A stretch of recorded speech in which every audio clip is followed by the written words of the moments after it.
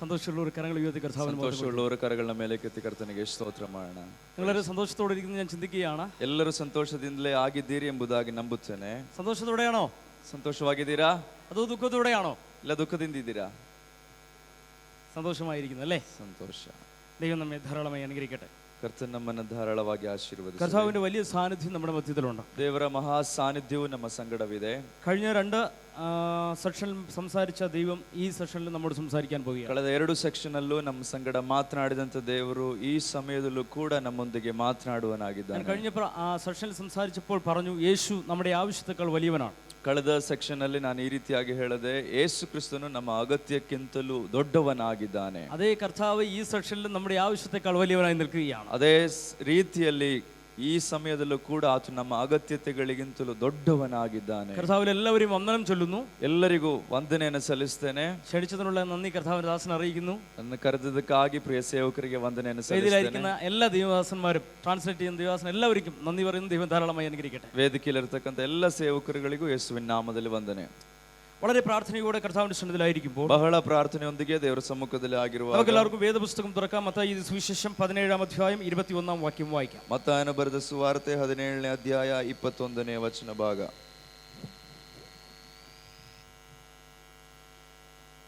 മത്തായി സുവിശേഷം 17-ാം അധ്യായം 21-ാം വാക്യം. ಮತ್ತಾಯನ ಸುವಾರ್ತೆ 17ನೇ ಅಧ್ಯಾಯ 21ನೇ ವಚನ.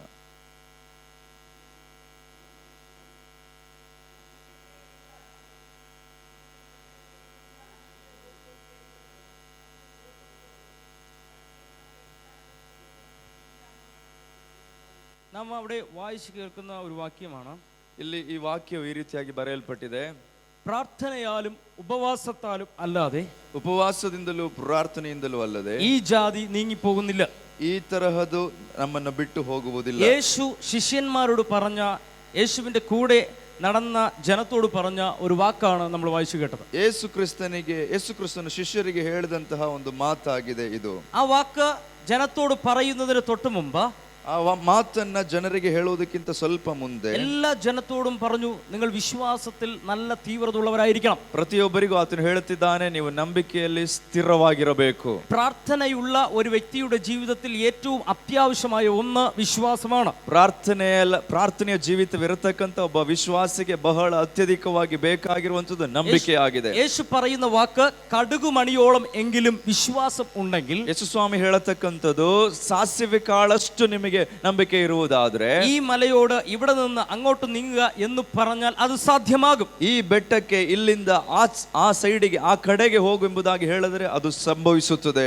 ഏതൊരു മനുഷ്യരെയും ജീവിതത്തിനകത്ത് ഏറ്റവും ആവശ്യമായ ഒന്നാണ് പ്രാർത്ഥനയും ഉപവാസവും. ಪ್ರತಿಯೊಬ್ಬರ ಜೀವಿತದಲ್ಲಿ ಬಹಳ ಅತ್ಯಮೂಲ್ಯವಾಗಿ ಬೇಕಾಗಿರುವಂತದ್ದಾಗಿದೆ ಪ್ರಾರ್ಥನೆಯು ಮತ್ತು ಉಪವಾಸ. Hallelujah, hallelujah. പ്രാർത്ഥനയും ഉപവാസവും എന്ന് പറയുന്നത്, ಪ್ರಾರ್ಥನೆಯು ಉಪವಾಸ ಅನ್ನುವಂಥದ್ದು ഒരു കെട്ടിടത്തിൽ, ಒಂದು ಕಟ್ಟಡದಲ್ಲಿ കോൺക്രീറ്റ് ചെയ്യുന്നതിന് മുമ്പ്, ಅದನ್ನ ಕಾಂಕ್ರೀಟ್ ಮಾಡೋದಕ್ಕಿಂತ ಮೊದಲು കമ്പി, മെറ്റൽ, ಅದಕ್ಕೆ ಬೇಕಾಗಿರತಕ್ಕಂತಹ ರಾಡ್ ಬೇಕಾಗಿದೆ.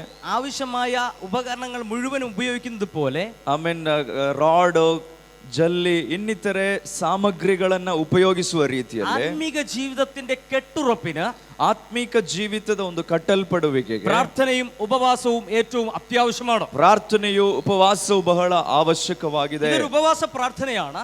ಇದು ಉಪವಾಸ ಪ್ರಾರ್ಥನೆ ಆಗಿದೆ. പ്രൊഫറ്റിക്കൽ മീറ്റിംഗ് ആണ്. ಪ್ರವಾದನ ಸಮ್ಮೇಳನವೂ ಕೂಡ ಹೌದು. ഏറ്റവും അത്യാവശ്യം നമ്മുടെ ജീവിതത്തിൽ കർത്താവ് ആഗ്രഹിക്കുന്നത് ഉപവാസവും പ്രാർത്ഥനയും ഒരു ദൈവകുഞ്ഞിന് വേണം എന്നതാണ്. ಬಹಳ ಪ್ರಾಮುಖ್ಯವಾಗಿ ದೇವರು ನಮ್ಮಿಂದ ಎದುರು ನೋಡತಕ್ಕಂಥದ್ದಾಗಿದೆ ಈ ಉಪವಾಸ ಮತ್ತೆ ಪ್ರಾರ್ಥನೆ. എന്തിനു വേണ്ടി നാം ഉപവസിക്കണം? ಯಾತಕ್ಕಾಗಿ ನಾವು ಉಪವಾಸ ಮಾಡಬೇಕು? നമ്മുടെ ജീവിതത്തിനകത്ത് എത്ര പ്രാർത്ഥിച്ചിട്ടും മറുപടി കിട്ടാത്ത ചില വിഷയങ്ങൾ നമ്മുടെ മുമ്പിൽ ഉണ്ടാകും. ನಮ್ಮ ಜೀವಿತದಲ್ಲಿ ಎಷ್ಟು ಪ್ರಾರ್ಥಿಸಿದರೂ ಸಿಗದೆ ಇರತಕ್ಕಂಥ ವಿಚಾರಗಳಿರಬಹುದು. ആ വിഷയത്തിനകത്ത് വിടുതൽ നേടിയെടുക്കാൻ ഒരു വാതിലാണ് പ്രാർത്ഥന.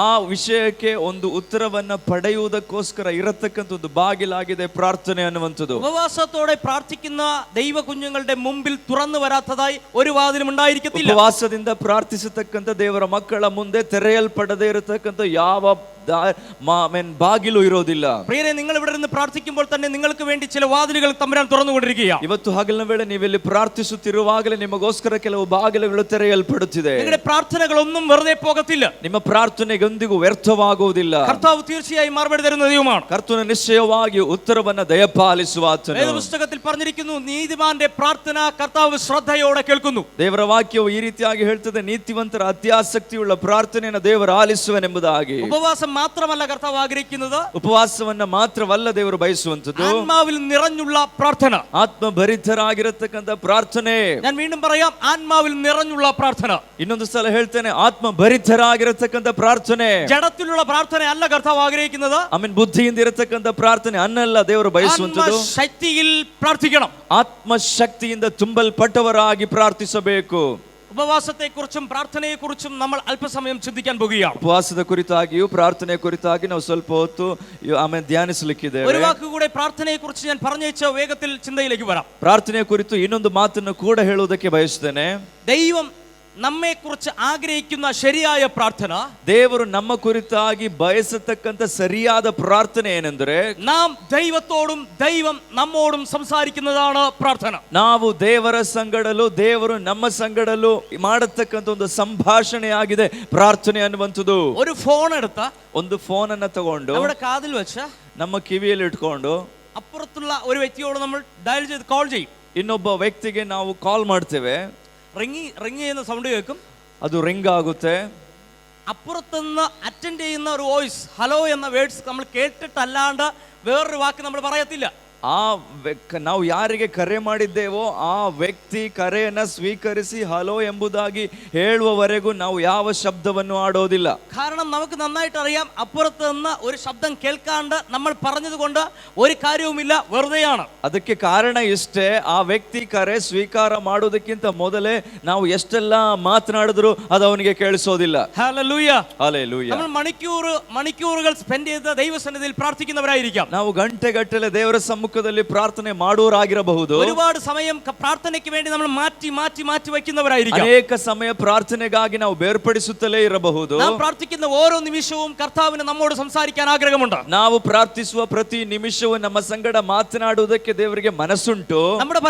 നമ്മുടെ പ്രാർത്ഥന പലപ്പോഴും, ಆದರೆ ಅನೇಕ ಸಲ ನಮ್ಮ ಪ್ರಾರ್ಥನೆ ഒരു റൂട്ട് മാത്രമുള്ള പ്രാർത്ഥനയാണ്. ಅದು ಒನ್ ವೇ ಮಾತ್ರ ಆಗ್ತಾ ಇದೆ. നമ്മുടെ കാര്യങ്ങൾ മാത്രം കർത്താവിനോട് പറയും. ನಮ್ಮ ವಿಚಾರಗಳನ್ನ ಮಾತ್ರ ನಾವು ದೇವರಿಗೆ ಹೇಳ್ತಾ ಇದ್ದೇವೆ. കർത്താവേ, എനിക്ക് കടഭാരമുണ്ട്, ದೇವರೇ ನನಗೆ ಸಾಲಭಾರವಿದೆ, എനിക്ക് രോഗമുണ്ട്, എനിക്ക് ഒരുപാട് പ്രശ്നങ്ങളുണ്ട്, ನನಗೆ ಅನೇಕ ಸಮಸ್ಯೆಗಳಿವೆ. നമ്മുടെ പ്രയാസങ്ങളും നമ്മുടെ ഭാരങ്ങളും മാത്രം നാം യേശുവിനോട് മാത്രം പറഞ്ഞുകൊണ്ടേയിരിക്കും. ನಮ್ಮ ಸಮಸ್ಯೆಗಳನ್ನು ನಮ್ಮ ವಿಚಾರಗಳನ್ನ ಮಾತ್ರ ನಾವು ಆತನಿಗೆ ಹೇಳ್ತಿರ್ತೇವೆ. ആ പ്രശ്നങ്ങളുടെ നടുവിൽ കർത്താവിന് നമ്മോട് സംസാരിക്കാൻ ആഗ്രഹമുണ്ട്. ಆದ್ರೆ ಆ ಸಮಸ್ಯೆಗಳ ಮಧ್ಯದಲ್ಲಿ ನಮ್ಮ ಸಂಗಡ ಮಾತನಾಡುವುದಕ್ಕೆ ಆತನಿಗೆ ಮನಸ್ಸುಂಟು. അതിന് അല്പസമയം ദൈവസന്നിധിയിൽ നമ്മൾ ഇരിക്കണം. ಅದಕ್ಕೋಸ್ಕರ ಸ್ವಲ್ಪ ಸಮಯ ನಾವು ದೇವರ ಸಂಗಡ ಕುಳಿತಿರಬೇಕಾಗಿದೆ. കർത്താവിനോട് നാം സംസാരിച്ചു കഴിഞ്ഞ് അല്പസമയം ദൈവസന്നിധിയിൽ ഇരിക്കണം. ಆಮೇಲೆ ದೇವರ ಸಂಗಡ ಪ್ರಾರ್ಥಿಸಿದ ನಂತರ ನಾವು ಸ್ವಲ್ಪ ಹೊತ್ತು ದೇವರ ಸಂಗಡ ദൈവം ಕುಳಿತುಕೊಳ್ಳಬೇಕು. നമ്മോട് ഓരോരുത്തരും സംസാരിക്കാൻ ആഗ്രഹിക്കുക. ಇವತ್ತು ದೇವರು ನಿಮ್ಮೆಲ್ಲರ ಸಂಗಡ ಮಾತನಾಡುವುದಕ್ಕೆ ദൈവം നമ്മോട് ഇടപെടാൻ പോകുകയാണ്. ನಮ್ಮೆಲ್ಲರ ಸಂಗಡ ಆತನು ಒಡನಾಡುವುದಕ್ಕೆ ಬಯಸುತ್ತಿದ್ದಾನೆ. നിങ്ങൾക്കറിയാം, ദൈവ വചനത്തിൽ കൂടി സംസാരിക്കും.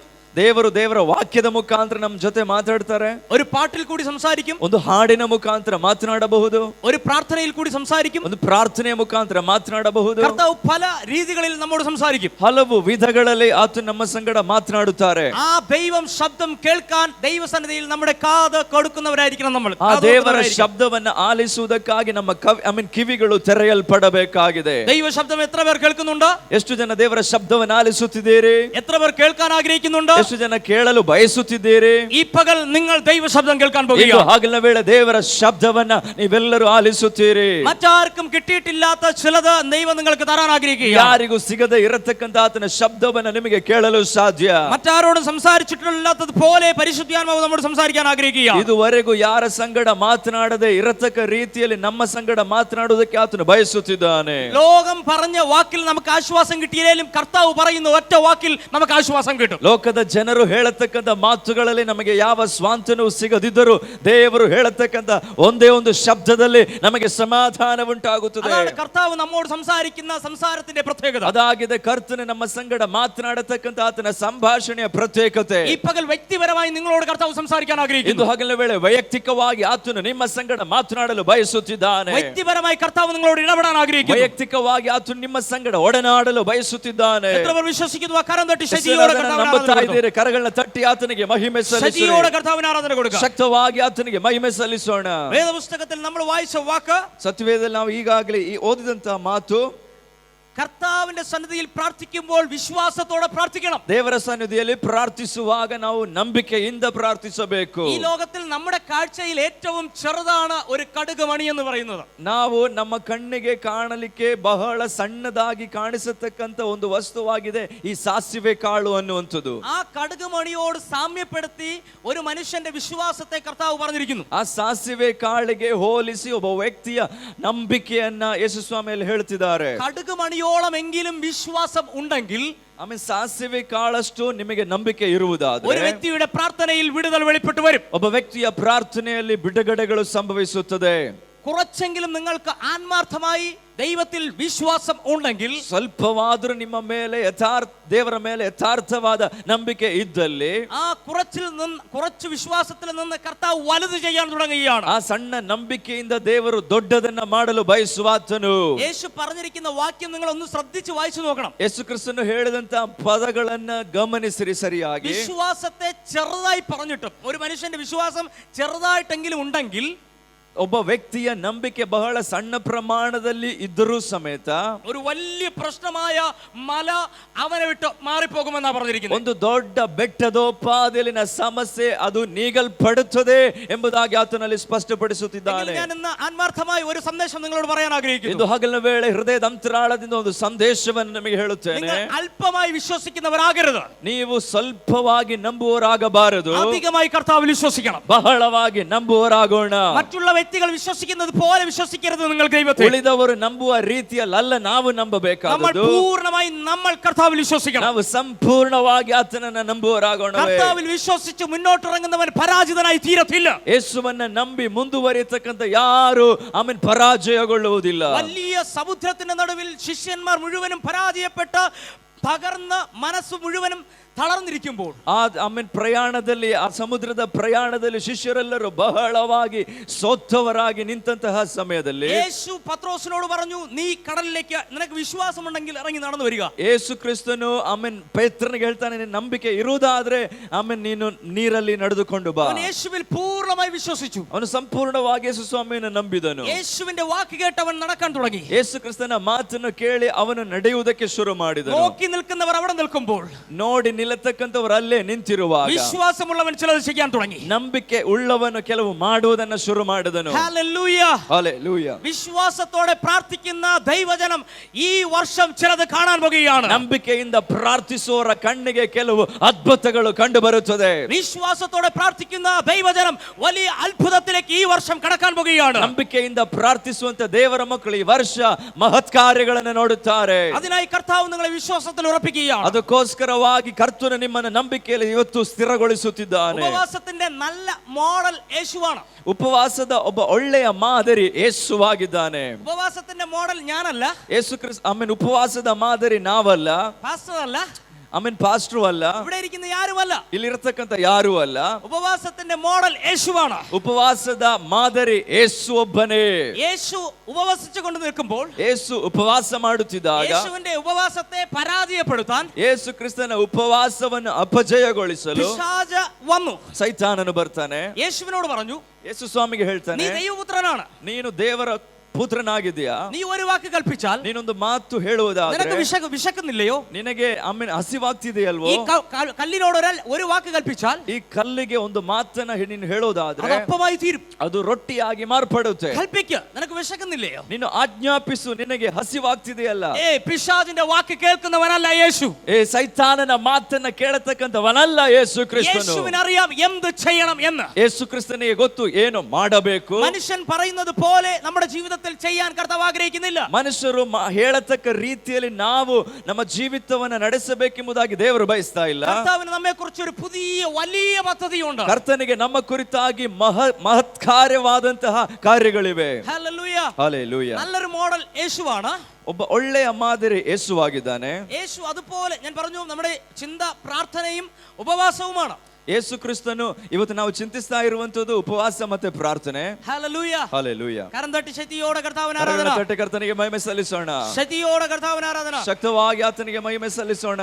യേശു ഉപവാസത്തിന് മാതൃക കാണിച്ചു തന്നപ്പോൾ ಯೇಸು ಕ್ರಿಸ್ತನು ಉಪವಾಸಕ್ಕೆ ಒಂದು ಮಾದರಿಯನ್ನು ತೋರಿಸಿಕೊಡುವಾಗ ശിഷ്യന്മാർക്ക് പ്രാർത്ഥനയുടെ മാതൃക കൂടെ കർത്താവ് പറഞ്ഞു കൊടുത്തു. ಶಿಷ್ಯರಿಗೆ ಪ್ರಾರ್ಥನೆಗಿರತಕ್ಕಂತ ಮಾದರಿಯನ್ನು ಕೂಡ ಆತನು ತೋರಿಸಿಕೊಡುತ್ತಿದ್ದಾನೆ. പ്രാർത്ഥനയുടെയും നല്ല മോഡൽ കർത്താവ് പറഞ്ഞു തന്നു. ಪ್ರಾರ್ಥನೆಯ ಒಂದು ಒಳ್ಳೆಯ ಮಾದರಿಯನ್ನು ಆತನು ತೋರಿಸುತ್ತಿದ್ದಾನೆ. ശരിക്കും പറഞ്ഞാൽ കർത്താവിൽ നോക്കിയാൽ നമുക്ക് സകലതും പഠിക്കാൻ പറ്റും. ಅಂದರೆ ಯೇಸುವನ್ನ ನೋಡುವುದಾದ್ರೆ ನಮಗೆ ಎಲ್ಲವನ್ನ ಕಲಿಯಲು ಸಾಧ್ಯ. എങ്ങനെ പ്രാർത്ഥിക്കണം? കർത്താവിനെ നോക്കിയാൽ കർത്താവ് പറഞ്ഞു തരും. ಹೇಗೆ ಪ್ರಾರ್ಥಿಸಬೇಕು ಯೇಸುವನ್ನ ಕೇಳಿದರೆ ಆತನು ತಿಳಿಸಿಕೊಡುತ್ತಾನೆ. എങ്ങനെ ആരാധിക്കണം? കർത്താവിനെ നോക്കിയാൽ നമുക്ക് കർത്താവ് പറഞ്ഞു തരും. ಹೇಗೆ ಆರಾಧಿಸಬೇಕು ಯೇಸು ಸ್ವಾಮಿಗೆ ಕೇಳಿದರೆ ಆತನು ಹೇಳ್ಕೊಡುತ್ತಾನೆ. എങ്ങനെ ജീവിക്കണം? കർത്താവിനോട് ചോദിക്കുക, കർത്താവ് പറഞ്ഞു തരും. ಹೇಗೆ ಜೀವಿಸಬೇಕು ಯೇಸು ಸ್ವಾಮಿಗೆ ಕೇಳಿದರೆ ಆತನು ಹೇಳಿಕೊಡುತ್ತಾನೆ. എല്ലാത്തിനും മാതൃക കർത്താവാണ്. ಪ್ರತಿಯೊಂದಕ್ಕೂ ಮಾದರಿ ಆತನೊಬ್ಬನೇ. ഹല്ലേലൂയ. ಹಲ್ಲೆಲೂಯಾ. ഹല്ലേലൂയ. ಆಮೆನ್. നമ്മുടെ കുറിവാക്യം നമുക്ക് ഓർമ്മയുണ്ടല്ലോ. ನಾವು ಮೊದಲು ಓದಿದಂತ ವಾಕ್ಯ ನೆನಪಿದೆಯಲ್ಲ? കടുകുമണിയോളം വിശ്വാസമുണ്ടെങ്കിൽ, ಸಾಸಿವೆ ಕಾಳಷ್ಟು ನಂಬಿಕೆ ಇರುವುದಾದ್ರೆ, ഈ മലയോട് നീങ്ങി കടലിൽ ചാടിപ്പോക എന്ന് പറഞ്ഞാൽ, ಈ ಬೆಟ್ಟಕ್ಕೆ ನೀನು ಆ ಕಡೆ ಹೋಗು ಎಂಬುದಾಗಿ ಹೇಳುವುದಾದ್ರೆ അതങ്ങനെ തന്നെ സംഭവിക്കും. ಅದು ಹಾಗೆ ಸಂಭವಿಸುತ್ತದೆ. എന്നിട്ട് അടുത്ത് പറഞ്ഞിരിക്കുന്ന വാക്യമാണ് പ്രധാനം. ನಂತರವಾಗಿ ಆತನು ಹೇಳಿದಂತ ಮಾತಾಗಿದೆ ಬಹಳ ಪ್ರಧಾನಪಟ್ಟ ವಾಕ್ಯ. പ്രാർത്ഥനയാലും ಪ್ರಾರ್ಥನೆಯಿಂದಲೂ ഉപവാസത്താലും അല്ലാതെ ಉಪವಾಸದಿಂದಲೂ ಅಲ್ಲದೆ ഈ ജാതി നമ്മളെ വിട്ട് മാറിപ്പോകത്തില്ല. ಈ ಜಾತಿಯು ನಮ್ಮನ್ನು ಬಿಟ್ಟು ನೀಗುವುದಿಲ್ಲ. Hallelujah. Hallelujah. Hallelujah. Hallelujah. Hallelujah. Hallelujah. ശ്രദ്ധിക്കുക, പ്രാർത്ഥനയെ നാലായി നമുക്ക് തരംതിരിക്കാം. ಗಮನಿಸಿ, ಪ್ರಾರ್ಥನೆಯನ್ನು ನಾಲ್ಕಾಗಿ ನಮಗೆ ವಿಂಗಡಿಸಬಹುದು. ഹല്ലേലൂയ. ಆಮೆನ್. ഒന്ന്, അപേക്ഷിച്ച് നമുക്ക് ദൈവസന്നിധിയിൽ പ്രാർത്ഥിക്കാം. ಮೊದಲನೇದಾಗಿ ಅಪೇಕ್ಷೆ ಆಗಿದೆ ಅಥವಾ ಅಪೇಕ್ಷಿಸುವಂತದ್ದು ಪ್ರಾರ್ಥನೆಯಲ್ಲಿ. എഫെസ്യ ലേഖനം 6-ാം അധ്യായം 18-19 വാക്യത്തിൽ ಎಫೆಸ್ಯ 6:18-19 ವಾಕ್ಯದಲ್ಲಿ പ്രാർത്ഥനയിൽ കൂടിയുള്ള ഒരു അപേക്ഷ കാണാൻ കഴിയും. ಪ್ರಾರ್ಥನೆಯಲ್ಲಿ ಇರತಕ್ಕಂತಹ ಅಪೇಕ್ಷೆಗಳನ್ನು, ನಮಗೆ ಬೇಡಿಕೆಗಳನ್ನು ನಮಗೆ ನೋಡಬಹುದಾಗಿದೆ. പ്രാർത്ഥനയിൽ കൂടി അപേക്ഷിക്കുന്ന ഒരു ഭാഗം നമുക്ക് കാണാൻ കഴിയും. ಪ್ರಾರ್ಥನೆಯ ಮುಖಾಂತರ ಬೇಡಿಕೊಳ್ಳುವಂತದನ್ನು ನಮಗೆ ನೋಡಲು ಸಾಧ್ಯ. ഹല്ലേലൂയ. ಹಲ್ಲೆಲೂಯ. കർത്താവിന്റെ അടുക്കൽ നമുക്ക് അപേക്ഷിച്ച് പ്രാർത്ഥിക്കാം. ಆಗ ಕರ್ತನ ಸಮ್ಮುಖದಲ್ಲಿ ನಮಗೆ ಬೇಡಿಕೊಳ್ಳಬಹುದಾಗಿದೆ. രണ്ട്, കർത്താവിനോട് നമുക്ക് യാചിച്ച് പ്രാർത്ഥിക്കാം. ಎರಡನೇದಾಗಿ ನಮಗೆ ಕರ್ತನ ಸಮ್ಮುಖದಲ್ಲಿ ವಿಜ್ಞಾಪಿಸಬಹುದು. ഹല്ലേലൂയ. ಹಲ್ಲೆಲೂಯ. കരം തട്ടി കർത്താവിന് ശക്തിയോടെ ആരാധന കൊടുത്തേ. ಕರ್ತನಿಗೆ ಮಹಿಮೆ ಸಲ್ಲಿಸೋಣ. യാചിച്ച് പ്രാർത്ഥിക്കുമ്പോൾ ഒരു പ്രത്യേകതയുണ്ട്. ಈ ಬೇಡುತ್ತಾ ಪ್ರಾರ್ಥಿಸುವಾಗ ಒಂದು ಪ್ರತ್ಯೇಕತೆ ಇದೆ. നമുക്ക് തന്നെ നാം ആരാണെന്ന് തിരിച്ചറിയണം. ನಾವು ಯಾರು ಎಂಬುದನ್ನು ನಾವು ಮೊದಲು ತಿಳ್ಕೋಬೇಕು. നമുക്ക് തിരിച്ചറിയാൻ കഴിയണം നാം ആരാണ്. ನಾನು ಯಾರು ಅನ್ನೋ ವಿಷಯ ನನಗೆ ಸರಿಯಾಗಿ ಗೊತ್ತಿರಬೇಕು.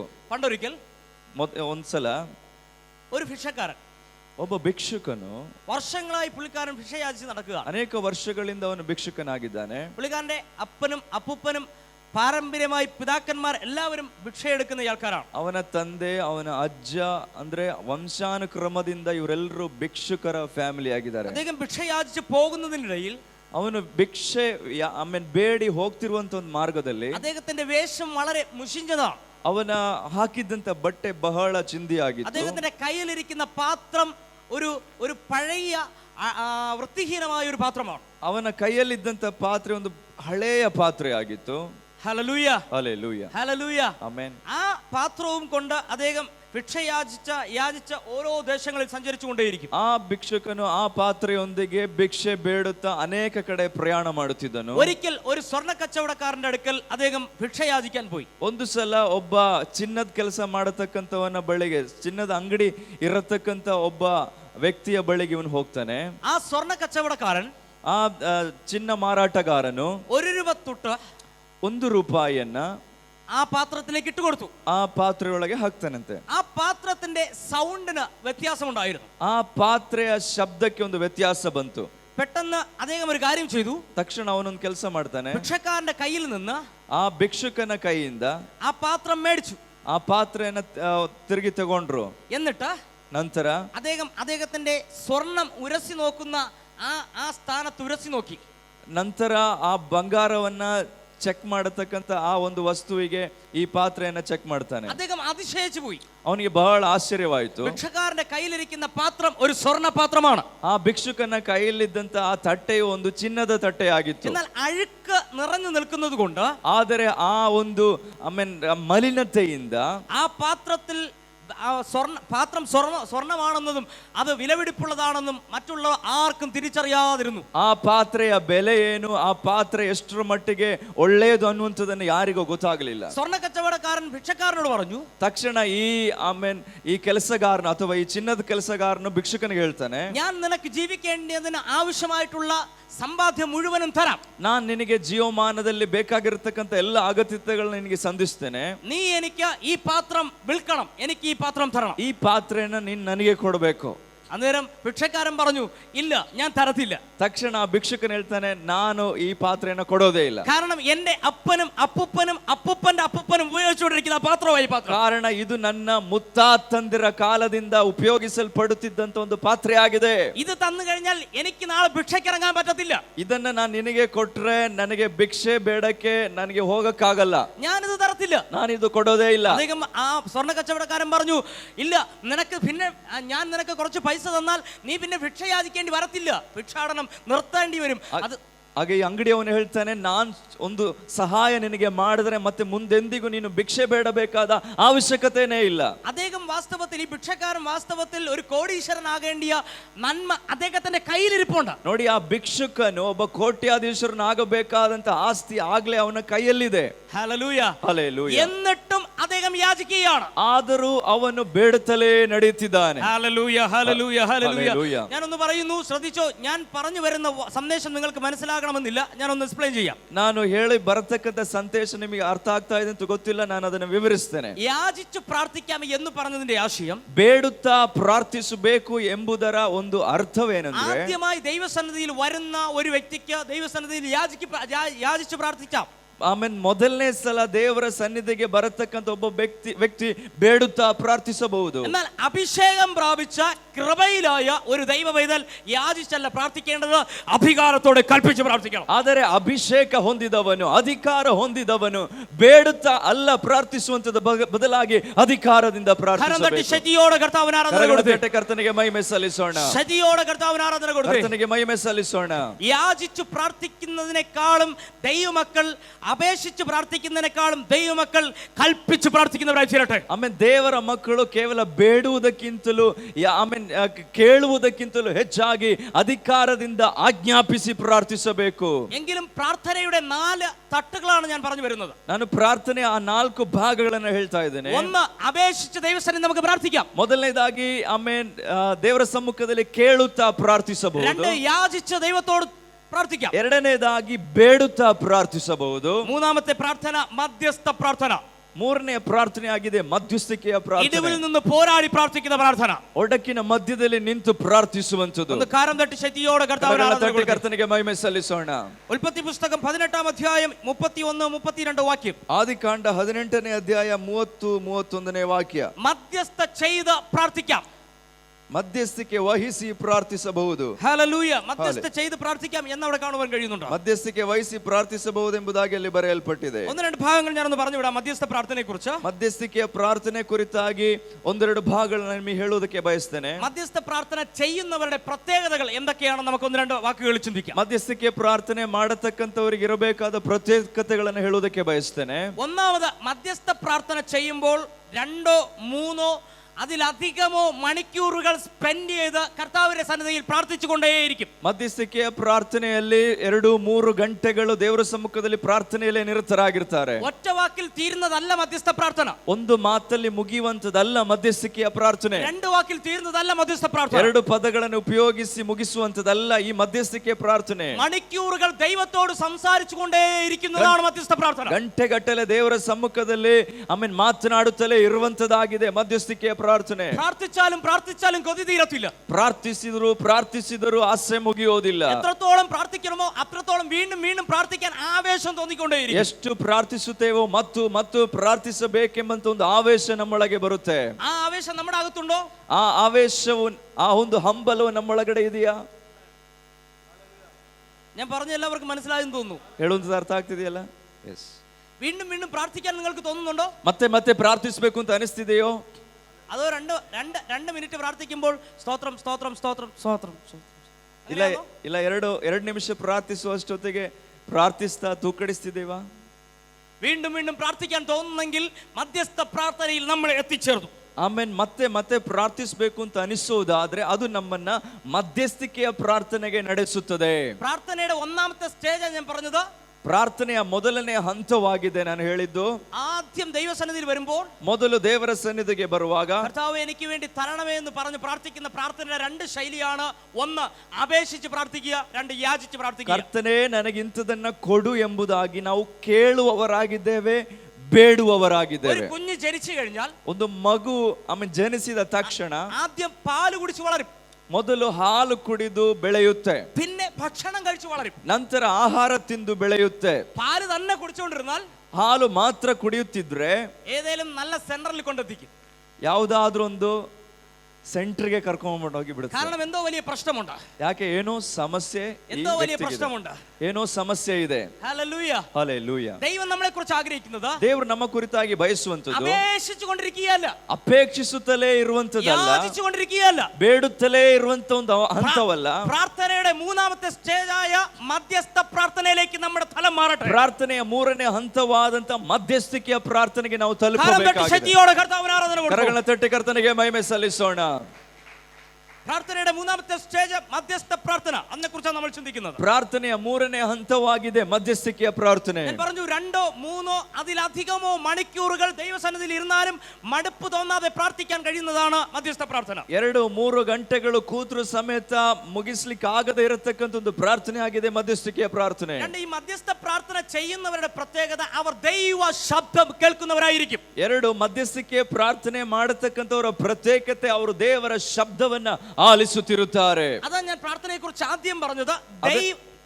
ಅದನ್ನೇ ನಾನು ಪ್ರಾರ್ಥನೆಯ ಕುರಿತಾಗಿ ಮೊದಲನೇದಾಗಿ ಹೇಳಿದ್ದು.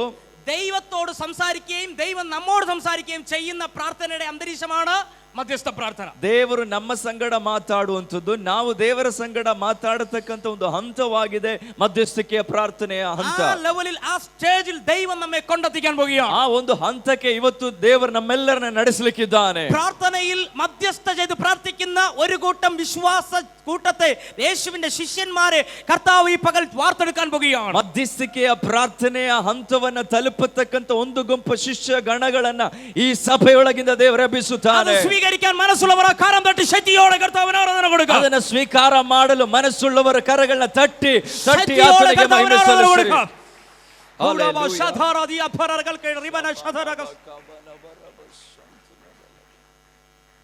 ഹല്ലേലൂയ. ഹല്ലേലൂയ. മധ്യസ്ഥ പ്രാർത്ഥന ചെയ്യുന്നവരുടെ ഏറ്റവും അടുത്ത ഏറ്റവും വലിയ പ്രത്യേകത, ദൈവ ശബ്ദം അവർ കേൾക്കും. ಮಧ್ಯಸ್ಥಿಕೆಯ ಪ್ರಾರ್ಥನೆ ಮಾಡತಕ್ಕಂತವರ ಇನ್ನೊಂದು ಪ್ರತ್ಯೇಕತೆ ಆಗಿದೆ, ಅವರು ದೇವರ ಶಬ್ದವನ್ನ ಆಲಿಸುವರಾಗಿರ್ತಾರೆ. ഇനി അവരുടെ ജീവിതം, അവരുടെ ലൈഫ് ഒന്ന് നോക്കിയാൽ, ಇನ್ನು ಅವರ ಜೀವಿತವನ್ನ ನೀವು ನೋಡೋದಾದ್ರೆ, അവർക്ക് എന്തെന്നില്ലാത്ത വലിയ പോരാട്ടങ്ങൾ അവരുടെ ജീവിതത്തിനകത്ത് വരും. ಅವರಿಗೆ ಎಲ್ಲೂ ಯಾರಿಗೂ ಇಲ್ಲದೆ ಇರತಕ್ಕಂತ ಕೆಲವು ಹೋರಾಟಗಳು ಅವರಿಗೆ ಬರುತ್ತೆ. യാചിച്ച് പ്രാർത്ഥിച്ചപ്പോൾ ഉണ്ടായിരുന്ന പോരാട്ടത്തെക്കാളും മധ്യസ്ഥ ചെയ്ത് പ്രാർത്ഥിക്കുമ്പോൾ പ്രശ്നങ്ങൾ കൂടി വരും. ಬೇಡುತ್ತಾ ಪ್ರಾರ್ಥಿಸುವಾಗ ಇದ್ದ ಹೋರಾಟಕ್ಕಿಂತ ಹೆಚ್ಚು ಹೋರಾಟ ಮಧ್ಯಸ್ಥಿಕೆ ವಹಿಸಿ ಪ್ರಾರ್ಥಿಸುವಾಗ ಬರುತ್ತೆ. അതുകൊണ്ട് ഈ മധ്യസ്ഥ ചെയ്ത് പ്രാർത്ഥിക്കുന്ന ചിലരെങ്കിലും ഒക്കെ പറയാറുണ്ട്, പാസ്റ്ററെ എനിക്ക് മാത്രം എന്താ ഈ പ്രശ്നം എന്റെ ജീവിതത്തിൽ ഇങ്ങനെ വന്നുകൊണ്ടേയിരിക്കുന്നത്. ಹಾಗಾಗಿ ಮಧ್ಯಸ್ಥಿಕೆ ವಹಿಸಿ ಪ್ರಾರ್ಥಿಸುವವರು ಈ ರೀತಿ ಹೇಳುವುದುಂಟು, ಪಾಸ್ಟ್ರೆ ನಾನು ಅನೇಕರಿಗಾಗಿ ಪ್ರಾರ್ಥಿಸ್ತೇನೆ, ಅವರಿಗೆಲ್ಲ ಬಿಡುಗಡೆ ಆಗುತ್ತೆ, ನಾನು ಪ್ರಾರ್ಥಿಸ್ತಾ ಇರ್ತೀನಿ, ನನಗೇನೆ ಸರಿಯಾದ ಬಿಡುಗಡೆ ಆಗ್ತಾ ಇಲ್ಲ. പ്രാർത്ഥിക്കുമ്പോഴും നിങ്ങൾക്ക് പ്രശ്നം വരുന്നെങ്കിൽ ഓർത്തോണം, മറ്റുള്ളവരിൽ ഇല്ലാത്ത ഒരു സ്പെഷ്യൽ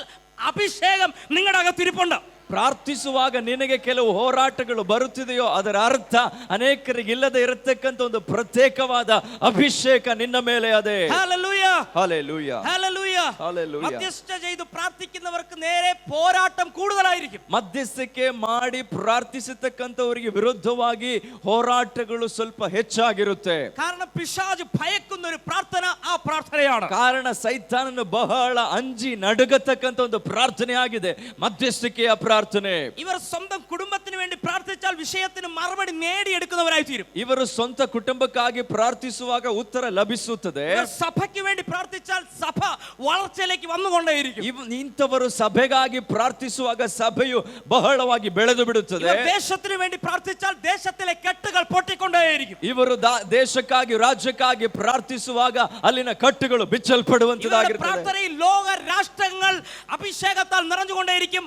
ആൺമക്കൾ ഉണർവിലേക്ക് വന്നുകൊണ്ടേയിരിക്കും. ಇವರ ಪ್ರಾರ್ಥನೆಯಲ್ಲಿ ಲೋಕದ ಕಟ್ಟ ಕಡೆಗೆ ಉಜ್ಜೀವನವು ವ್ಯಾಪಿಸುತ್ತಿರುತ್ತದೆ, ಜನರು ರಕ್ಷಣೆಗೆ ಬರುತ್ತಿರುತ್ತದೆ. അതുകൊണ്ട് പിശാച് ഭയക്കുന്ന ഒരു പ്രാർത്ഥനയാണ് മധ്യസ്ഥ പ്രാർത്ഥന. ಹಾಗಾಗಿ ಸೈತಾನನಿಗೆ ಭಯ ಹುಟ್ಟಿಸುವ ಪ್ರಾರ್ಥನೆ ಆಗಿದೆ ಮಧ್ಯಸ್ಥಿಕೆಯ ಪ್ರಾರ್ಥನೆ. പിശാചിന്റെ കോട്ടയെ തകർക്കുന്ന ഒരു പ്രാർത്ഥനയാണ് മധ്യസ്ഥ പ്രാർത്ഥന. ಸೈತಾನನ ಕೋಟೆಗಳನ್ನು ಒಡೆಯುವಂತದಾಗಿದೆ ಮಧ್ಯಸ್ಥಿಕೆಯ ಪ್ರಾರ್ಥನೆ. ആ പ്രാർത്ഥനയുടെ ശൈലിയിലേക്ക് പരിശുദ്ധാത്മാവ് ഈ പകലിൽ നിങ്ങളെ അഭിഷേകം ചെയ്ത് കൊണ്ടുവരാൻ ആഗ്രഹിക്കുക. ಪ್ರಾರ್ಥನೆಯ ಒಂದು ಶೈಲಿಗೆ ಇಂದು ಹಗಲಿನ ವೇಳೆ ಪವಿತ್ರಾತ್ಮನು ನಮ್ಮನ್ನು ಅಭಿಷೇಕಿಸುತ್ತಿದ್ದಾನೆ. ഹല്ലേലൂയ. ಹಲ್ಲೆಲೂಯ. ഞാൻ പറഞ്ഞു ഇവർക്ക് പോരാട്ടം വളരെ വലുതായിരിക്കും. ಇವರಿಗೆ ಹೋರಾಟ ಸ್ವಲ್ಪ ದೊಡ್ಡದಾಗಿರುತ್ತದೆ. അടുത്ത ഭാഗം ദേശത്തിൽ വരാൻ പോകുന്ന അനർത്ഥത്തെ കുറിച്ച് ഇവർക്ക് ദർശനവും വെളിപ്പാടും കർത്താവ് പറഞ്ഞുകൊണ്ടേയിരിക്കും. ನಂತರದ ಭಾಗವಾಗಿದೆ ಅವರ ಪ್ರಾಂತ್ಯದಲ್ಲಿ ಅಥವಾ ರಾಜ್ಯದಲ್ಲಿ ಬರಲಿಕ್ಕಿರತಕ್ಕಂಥ ಅನಾಹುತಗಳ ಬಗ್ಗೆ ದೇವರು ಮೊದಲೇ ಇವರಿಗೆ ತಿಳಿಯಪಡಿಸುತ್ತಾರೆ. മധ്യസ്ഥ പ്രാർത്ഥന ചെയ്യുന്നവരുടെ ഏറ്റവും വലിയൊരു പ്രത്യേകതയാണ്, ಕಾರಣ ಮಧ್ಯಸ್ಥಿಕೆ ಪ್ರಾರ್ಥನೆ ಮಾಡುತ್ತಿರತಕ್ಕಂಥವರ ಒಂದು ಪ್ರತ್ಯೇಕತೆ ಏನೆಂದ್ರೆ ഇവരുടെ പ്രാർത്ഥന സഭയ്ക്കകത്ത് മാത്രം ഒതുങ്ങുന്നതായിരിക്കത്തില്ല. ಇವರ ಪ್ರಾರ್ಥನೆ ಒಂದು ಸಭೆಯ ಸುತ್ತಳತೆ ಒಳಗಡೆ ಮಾತ್ರ ಇರುವಂತದಲ್ಲ. ഇവരുടെ പ്രാർത്ഥന വീട്ടിനകത്തും മണിക്കൂറുകൾ പ്രാർത്ഥിക്കുന്നവരായി വരും. ಇವರು ಮನೆಯಲ್ಲಿಯೂ ಸಮೇತ ಗಂಟೆಗಟ್ಟಲೆ ಪ್ರಾರ್ಥಿಸುವರಾಗಿರುತ್ತಾರೆ. മണിക്കൂറുകൾ ഇവർ വീട്ടിൽ സ്പെൻഡ് ചെയ്യും. ಗಂಟೆಗಟ್ಟಲೆ ದೇವರ ಸಮ್ಮುಖದಲ್ಲಿ ಮನೆಯಲ್ಲಿ ಕುಳಿತು ಪ್ರಾರ್ಥಿಸ್ತಾರೆ. ಟಿವಿ കാണേണ്ട ടൈം കർത്താവിന് കൊടുക്കും. ಟಿವಿ ನೋಡಬೇಕಾದ ಸಮಯವನ್ನ ದೇವರಿಗೆ ಕೊಡ್ತಾರೆ. ഒരുപാട് പാഴ്ചിലവിൽ സംസാരിച്ചു കളയുന്ന ടൈം കർത്താവിന് വേണ്ടി കൊടുക്കും. ತುಂಬಾ ಸುಮ್ಮನೆ ಹರಟೆ ಮಾತುಗಳಿಗೆ ಆಮೇಲೆ ಉಪಯೋಗಿಸುವಂತಹ ಸಮಯವನ್ನ ದೇವರ ಸಮ್ಮುಖದಲ್ಲಿ ಕೊಡ್ತಾರೆ. അതുകൊണ്ട് ഇന്ത്യയിൽ സംഭവിക്കാൻ പോകുന്നത്, ദേശത്തിൽ സംഭവിക്കാൻ പോകുന്നത്, സഭയിൽ സംഭവിക്കാൻ പോകുന്നത്, ഇതിനെക്കുറിച്ച് ദർശനവും വെളിപ്പാടും കർത്താവ് അകക്കണ്ണ് തുറന്ന് അകത്തു പകരും. ಹಾಗಾಗಿ ಭಾರತ ದೇಶದಲ್ಲಿ ನಡೆಯಲಿಕ್ಕಿರತಕ್ಕಂಥದ್ದು, ಕರ್ನಾಟಕದಲ್ಲಿ ನಡೆಯಲಿರತಕ್ಕಂಥ ಅನಾಹುತಗಳ ಬಗ್ಗೆ ದೇವರು ಇಂಥ ವ್ಯಕ್ತಿಗಳಿಗೆ ತಿಳಿಯಪಡಿಸುತ್ತಾರೆ. ഹല്ലേലൂയ. ഹല്ലേലൂയ. ഹല്ലേലൂയ. ഹല്ലേലൂയ. മധ്യസ്ഥ പ്രാർത്ഥന ചെയ്യുന്നവരുടെ ഏറ്റവും വലിയ പ്രത്യേകത ദർശനവും വെളിപ്പാടും പ്രാപിക്കുന്ന ഒരു ജനമായി തീരും. ಮಧ್ಯಸ್ಥಿಕೆ ಮಾಡತಕ್ಕಂತ ಪ್ರಾರ್ಥಿಸುವರ ಒಂದು ಪ್ರತ್ಯೇಕತೆ ಆಗಿದೆ. ಅವರಿಗೆ ದರ್ಶನಗಳು, ಪ್ರಕಟಣೆಗಳು ಸಿಗುತ್ತದೆ. ഈ പ്രൊഫറ്റിക്കൽ കോൺഫറൻസിൽ, ಈ ಪ್ರವಾದನ ಸಮ್ಮೇಳನದಲ್ಲಿ നിങ്ങൾ ദർശനമുള്ളവരായി മാറട്ടെ. ನೀವು ದರ್ಶನವುಳ್ಳವರಾಗಿ ಮಾರ್ಪಡಬೇಕು. നിങ്ങൾ ദർശനമുള്ളവരായി മാറട്ടെ. ನೀವು ದರ್ಶನವುಳ್ಳವರಾಗಿ ಮಾರ್ಪಡಬೇಕು. വെളിപ്പാടിന്റെ ആഴത്തിലേക്ക് പരിശുദ്ധാത്മാവ് കൊണ്ടുപോട്ടെ. ಪ್ರಕಟಣೆಯ ಆಳಕ್ಕೆ ಪವಿತ್ರಾತ್ಮನು ನಿಮ್ಮನ್ನು ಇಳಿಸಲಿ.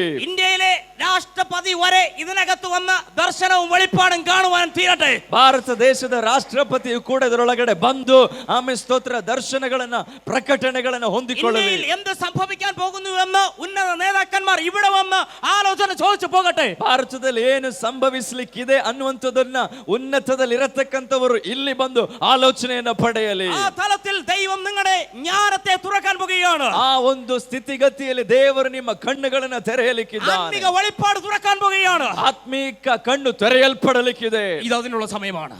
ಇದು ಅದಕ್ಕೋಸ್ಕರವಾಗಿರುವ ಸಮಯ. ഇത് അതിനുള്ള സമയമാണ്. ಇದು ಅದಕ್ಕೋಸ್ಕರವಾಗಿರುವ ഇത് ಸಮಯ. അതിനുള്ള സമയമാണ്. ಇದು ಅದಕ್ಕೋಸ್ಕರವಾಗಿರುವ എത്ര പേർ ಸಮಯ. വിശ്വസിക്കുന്നു? അക്കാരം തട്ടി ശക്തിയോടെ കർത്താവിനെ ആരാധന കൊടുക്കുക. ಕರ್ತನಿಗೆ ಮಹಿಮೆ ಸಲ್ಲಿಸಿರಿ. ಪೌಡವ ಶಾಧಾರ ರಿಗಲ್ಕೈಡ ರಿಬನವ ಶಾಧುರವಸಿಯ ಧೀರವಲ್ ಪೌಡಮನಗಲ್ಕೈಡ ಶಾಧಾರಮನಗಸಿಯ ರಿಬಲ್ ಪೌಡಮನ. പ്രവാചകനോട് കൂടെ ഒരു ഗേഹസി ഉണ്ടായിരുന്നു. ಈ ಪ್ರವಾದಿಯ ಜೊತೆಗೆ ಒಬ್ಬ ಗೇಹಜಿ ಇದ್ದ. അരാം സൈന്യം പ്രവാചകന്റെ വീട് വളഞ്ഞു നിൽക്കുക. ಅರಾಮ್ಯರ ಸೈನ್ಯವು ಬಹಳ ಸುತ್ತುವರಿಯಲ್ಪಟ್ಟಿದೆ. അതിരാവിലെ പ്രവാചക ശിഷ്യൻ ಬೆಳಗಿನ ಸಮಯದಲ್ಲಿ ಈ ಪ್ರವಾದಿಯ ಶಿಷ್ಯನು മാളികപ്പുറത്ത് വന്നു നിന്ന് നോക്കുമ്പോൾ, ಮಾಳಿಗೆ ಮನೆಯಲ್ಲಿ ನಿಂತು ನೋಡಿದಾಗ അദ്ദേഹം ಕണ്ട കാഴ്ച അരാം സൈന്യം, ഇന്നത്തെ സിറിയ സാമ്രാജ്യം. ಅವನು ನೋಡಿದಂತಹದ್ದು ಅರಾಮ್ಯರ ಸೈನ್ಯವು, ಇವತ್ತಿನ ಸಿರಿಯನ್ ದೇಶದವರು വീട് വളഞ്ഞിരിക്കുന്ന കാഴ്ച അവർ കണ്ടു.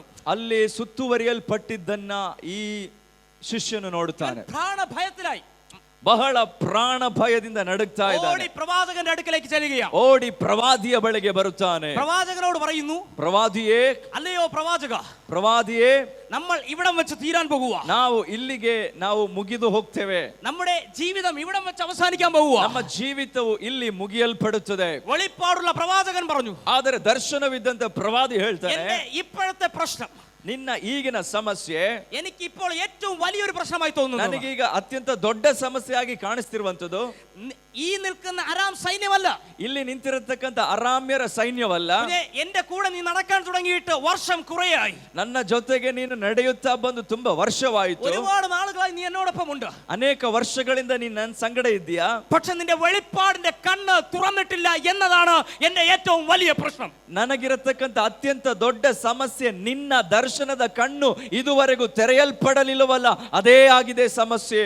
ആരാധിച്ചു പോയത് കൊണ്ട് മാത്രം കാര്യമായിട്ടില്ല. ನೋಡಿರಿ, ಆರಾಧನೆ ಮಾಡಿ ಮನೆಗೆ ಹೋಗಿ ಪ್ರಯೋಜನವಿಲ್ಲ. പ്രാർത്ഥനയിൽ വന്നത് കൊണ്ട് മാത്രം കാര്യമായില്ല. ಪ್ರಾರ್ಥನೆಯಲ್ಲಿ ಕೇವಲ ಬಂದು ಕೂತು ಎದ್ದು ಹೋಗಿ ಪ್ರಯೋಜನವಿಲ್ಲ. ആരാധിക്കുന്നതോറും നമ്മുടെ വെളിപ്പാടിന്റെ കണ്ണ് തുറക്കട്ടെ. ಆರಾಧಿಸುತ್ತಾ ಆರಾಧಿಸುತ್ತಾ ನಮ್ಮ ಪ್ರಕಟಣೆಯ ಕಣ್ಣುಗಳು ತೆರೆಯಲ್ಪಡಲಿ. പ്രാർത്ഥിക്കുന്നതോറും വെളിപ്പാടുകളുടെ കണ്ണുകൾ തുറന്നു വരട്ടെ. ಪ್ರಾರ್ಥಿಸುತ್ತಾ ಪ್ರಾರ್ಥಿಸುತ್ತಾ ನಮ್ಮ ದರ್ಶನದ ಕಣ್ಣುಗಳು ತೆರೆಯಲ್ಪಡಬೇಕು. അകക്കണ്ണ് തുറക്കുന്ന ഒരു കൂട്ടം ദൈവ ജനം ഈ പകൽക്കാലം ഇതിനകത്ത് തമ്പുരാൻ എഴുന്നേൽപ്പിക്കുകയാണ്. ಒಳಗಿನ ಕಣ್ಣುಗಳು ತೆರೆಯಲ್ಪಡತಕ್ಕಂತ ಒಂದು ಗುಂಪು ಸೈನ್ಯವನ್ನ ದೇವರಿಂದ ಎಬ್ಬಿಸುತ್ತಾರೆ. വിശ്വസിക്കുന്നവർ മാത്രം കരം തട്ടി ശക്തിയോടെ ಕರ್ತನಿಗೆ ಮಹಿಮೆ ಸಲ್ಲಿಸೋಣ. ശക്തിയോടെ കർത്താവിന് ആരാധന കൊടുക്കുക. ಶಕ್ತಿಯುತವಾಗಿ ಆತನಿಗೆ ಮಹಿಮೆ ಸಲ್ಲಿಸೋಣ.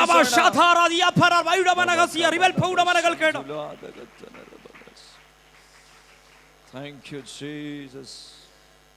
ഞാൻ പറഞ്ഞു, ദർശനവും വെളിപ്പാടും ഇവർക്ക് ലഭിക്കും. ನಾನು ಹೇಳಿದೆ, ಅಂತವರಿಗೆ ದರ್ಶನವು ಪ್ರಕಟಣೆಗಳು ಸಿಗುತ್ತದೆ. മധ്യസ്ഥ പ്രാർത്ഥന ചെയ്യുന്നവർക്ക്. ಯಾರಿಗೆ ಹೇಳಿ? ಮಧ್ಯಸ್ಥಿಕೆ ವಹಿಸಿ ಪ್ರಾರ್ಥಿಸುವವರಿಗೆ. ഇനി അടുത്ത അവരുടെ പ്രത്യേകത, ഇവർ പ്രാർത്ഥിക്കുമ്പോൾ പെട്ടെന്ന് ചില മറുപടികൾ വെളിപ്പെട്ട് വരും. ಇವರು ಪ್ರಾರ್ಥಿಸುವಾಗ ತಕ್ಷಣದಲ್ಲಿ ಕೆಲವು ಉತ್ತರಗಳು ಬರುತ್ತೆ. Hallelujah, hallelujah, hallelujah. യാചിച്ചപ്പോൾ കിട്ടാത്ത ചിലത്, ಬೇಡಿದಾಗ ಸಿಗದೇ ಇರತಕ್ಕಂತ ಕೆಲವು ವಿಚಾರಗಳು, അപേക്ഷിച്ചപ്പോൾ കിട്ടാത്ത ചിലത്, ಕೇಳಿದಾಗ ಸಿಗದೇ ಇರತಕ್ಕಂತ ಕೆಲವು ಸಂಗತಿಗಳು ഇവർ പറയുമ്പോൾ സംഭവിച്ചു വരും. ಇವರು ಮಾತನಾಡಿದಾಗ ಸಂಭವಿಸುತ್ತದೆ. അതാണ് മധ്യസ്ഥ പ്രാർത്ഥന ചെയ്യുന്നവരുടെ പ്രത്യേകത. ಅದಾಗಿದೆ ಮಧ್ಯಸ್ಥಿಕೆ ವಹಿಸಿ ಪ್ರಾರ್ಥಿಸುವವರ ಪ್ರತ್ಯೇಕತೆ. Hallelujah, hallelujah. നിങ്ങളുടെ വാക്കിനകത്ത് അധികാരം കർത്താവ് നൽകാൻ പോവുക. ನಿಮ್ಮ ಮಾತಿನೊಳಗಡೆ ಅಧಿಕಾರವನ್ನು ದೇವರು ಕಲ್ಪಿಸಲಿಕ್ಕಿದ್ದಾರೆ. നിങ്ങൾ മധ്യസ്ഥ പ്രാർത്ഥന ചെയ്യുന്നവരാണെങ്കിൽ, ನೀವು ಮಧ್ಯಸ್ಥಿಕೆ ವಹಿಸಿ ಪ್ರಾರ್ಥಿಸುವರಾಗಿದ್ದಲ್ಲಿ നിങ്ങളുടെ ഭവനങ്ങളിൽ പെട്ടെന്ന് ചിലത് സംഭവിക്കാൻ പോകുകയാണ്. ನಿಮ್ಮ ಕುಟುಂಬಗಳಲ್ಲಿ ತಕ್ಷಣ ಕೆಲವು ಸಂಗತಿಗಳು ನಡೆಯಲಿಕ್ಕಿವೆ. മനുഷ്യൻ ചിന്തിച്ച് നടക്കത്തില്ല എന്ന് കരുതി കൂട്ടിയ ചില വിഷയങ്ങൾ, ಮನುಷ್ಯನಿಗೆ ಅಸಾಧ್ಯವೆಂಬುದಾಗಿ ಅನಿಸತಕ್ಕಂತ ಕೆಲವು ವಿಚಾರಗಳನ್ನು, വർഷങ്ങളുടെ പാരമ്പര്യങ്ങൾ പറഞ്ഞ ചില വിഷയങ്ങൾ, ಅನೇಕ ವರ್ಷಗಳ ಇರತಕ್ಕಂತ ಸಮಸ್ಯೆಗಳ ಕುರಿತಾದ ವಿಚಾರಗಳು, കർത്താവ് നിങ്ങളുടെ പ്രാർത്ഥനയിൽ പെട്ടെന്ന് ചില മറുപടികൾ നൽകാൻ പോകുന്നു. ಕರ್ತನು ಮಧ್ಯಸ್ಥಿಕೆ ವಹಿಸುವವರ ಆ ಒಂದು ಮಾತನಾಡುತ್ತಿರುವಾಗಲೇ ಅದ್ಭುತ ಮಾಡುವ ಆತನಾಗಿದ್ದಾನೆ. ഇനി ഇവരുടെ അടുത്തൊരു പ്രത്യേകത കൂടെ പറയാം. ಈ ಮಧ್ಯಸ್ಥಿಕೆ ವಹಿಸುವವರ ಇನ್ನೊಂದು ಪ್ರತ್ಯೇಕತೆ, ഇവർ പ്രാർത്ഥിച്ചുകൊണ്ടിരിക്കുമ്പോൾ മനസ്സിനകത്ത് ഒരുപാട് ചിന്തകൾ കയറി വന്നുകൊണ്ടേയിരിക്കും. ಇವರು ಪ್ರಾರ್ಥಿಸುತ್ತಿರುವಾಗ ಅನೇಕ ವಿಚಾರಗಳು ಇವರಿಗೆ ಗೊತ್ತಾಗುತ್ತಲೇ ಇರುತ್ತದೆ. ഏറ്റവും വലിയൊരു പ്രത്യേകതയാണത്. ಬಹಳ ಒಂದು ದೊಡ್ಡ ಪ್ರತ್ಯೇಕತೆ ಆಗಿದೆ. മധ്യസ്ഥ പ്രാർത്ഥന ചെയ്യുന്നവരുടെ പ്രാർത്ഥനയെ തകർക്കുക എന്നതാണ് പിശാചിന്റെ ഏറ്റവും വലിയ ലക്ഷ്യം. ಈ ಮಧ್ಯಸ್ಥಿಕೆ ವಹಿಸಿ ಪ್ರಾರ್ಥಿಸುವರ ಪ್ರಾರ್ಥನೆಯನ್ನು ಹಾಳು ಮಾಡಬೇಕೆಂಬುದೇ ಸೈತಾನಿಗಿರುವ ಉದ್ದೇಶ. ഞാൻ പറഞ്ഞു, മധ്യസ്ഥ പ്രാർത്ഥന ചെയ്യുന്നവർ വലിയ അത്ഭുതങ്ങളെ കൊണ്ടുവരുന്നവരാണ്. ನಾನು ಹೇಳಿದೆ, ಮಧ್ಯಸ್ಥಿಕೆ ವಹಿಸಿ ಪ್ರಾರ್ಥಿಸುವವರು ಭಯಂಕರ ಅದ್ಭುತಗಳನ್ನು ತರುವವರಾಗಿದ್ದಾರೆ. അതുകൊണ്ട് ಹಾಗಾಗಿ ഒന്ന് ഇവരുടെ വാക്ക്, ಮೊದಲನೇದಾಗಿ ಇವರ ಮಾತುಗಳು, രണ്ട് ഇവരുടെ നോട്ടം, ಎರಡು ಇವರ ನೋಟಗಳು, മൂന്ന് ഇവരുടെ ചിന്ത, ಮೂರು ಇವರ ಆಲೋಚನೆಗಳು. ഇത് മൂന്നും പ്രവർത്തിക്കുന്ന വിധങ്ങൾ ഓർത്ത് മനസ്സിനകത്ത് കുറ്റം പറഞ്ഞുകൊണ്ടേയിരിക്കും. നിനക്ക് പ്രാർത്ഥിക്കാൻ യോഗ്യതയില്ല, നീ പാപിയാണ്.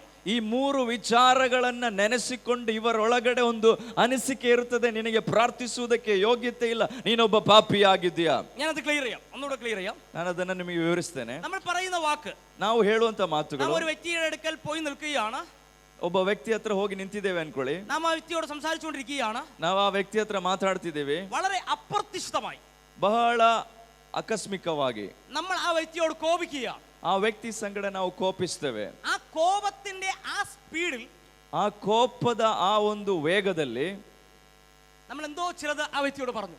ನಾವು ಬಾಯಿಗೆ ಬಂದಿದ್ದು ಕೆಲವು ಮಾತಾಡಿ ಆಯ್ತು. ഇത് നമ്മുടെ ചിന്തയിൽ പിശാച് പ്രാർത്ഥിക്കായിരിക്കുമ്പോൾ കൊണ്ടുവരും. ಇದು ಪ್ರಾರ್ಥನೆಗೆ ಕುಳಿತುಕೊಂಡಿದ್ದಾಗ ಸೈತಾನ್ ನಮ್ಮ ಮನಸ್ಸಿಗೆ ತರ್ತಾನೆ. നിനക്ക് പ്രാർത്ഥിക്കാൻ യോഗ്യതയില്ല, ನಿನಗೆ ಪ್ರಾರ್ಥಿಸುವುದಕ್ಕೆ ಯೋಗ್ಯತೆ നീ ಇಲ್ಲ, അങ്ങനെ പറഞ്ഞ വ്യക്തിയാണ്, ನೀನು ಆ ರೀತಿ ಹೇಳಿದ നീ ವ್ಯಕ್ತಿ, ഇങ്ങനെ പറഞ്ഞ വ്യക്തിയാണ്. ನೀನು ಈ ರೀತಿ ಹೇಳಿದೆ. ക്ലിയർ ആയോ? ಅರ್ಥ ಆಯ್ತಾ ನಿಮಗೆ?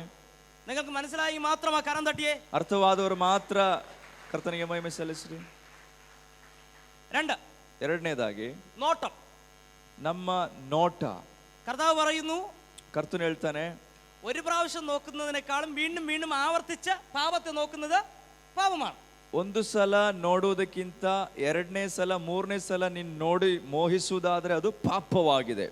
അബദ്ധത്തിൽ നമ്മൾ നോക്കി, ಆಕಸ್ಮಿಕವಾಗಿ ನಾವು ನೋಡ್ತೇವೆ. പ്രാർത്ഥനയ്ക്കിരിക്കുമ്പോൾ ಪ್ರಾರ್ಥನೆಗೆ ಕೂರುವಾಗ ഇതേ ചിന്ത, ಇದೇ ಚಿಂತನೆ, ಆಲೋಚನೆ പിശാച് കൊണ്ടുവരും. ಸೈತಾನ್ ನಮ್ಮ ಮನಸ್ಸಿಗೆ ತರ್ತಾನೆ. നീ പ്രാർത്ഥിക്കാൻ യോഗ്യത ഉള്ള വ്യക്തിയല്ല, ನಿನಗೆ ಪ್ರಾರ್ಥಿಸುವುದಕ್ಕೆ ಅರ್ಹತೆ ಇಲ್ಲ, കാരണം നീ നോക്കിയവനാണ്. ಕಾರಣ ನೀನ್ ನೋಟದಲ್ಲಿ ಪಾಪ ಮಾಡಿದೆ. Hallelujah, hallelujah, hallelujah, hallelujah, hallelujah. Amen.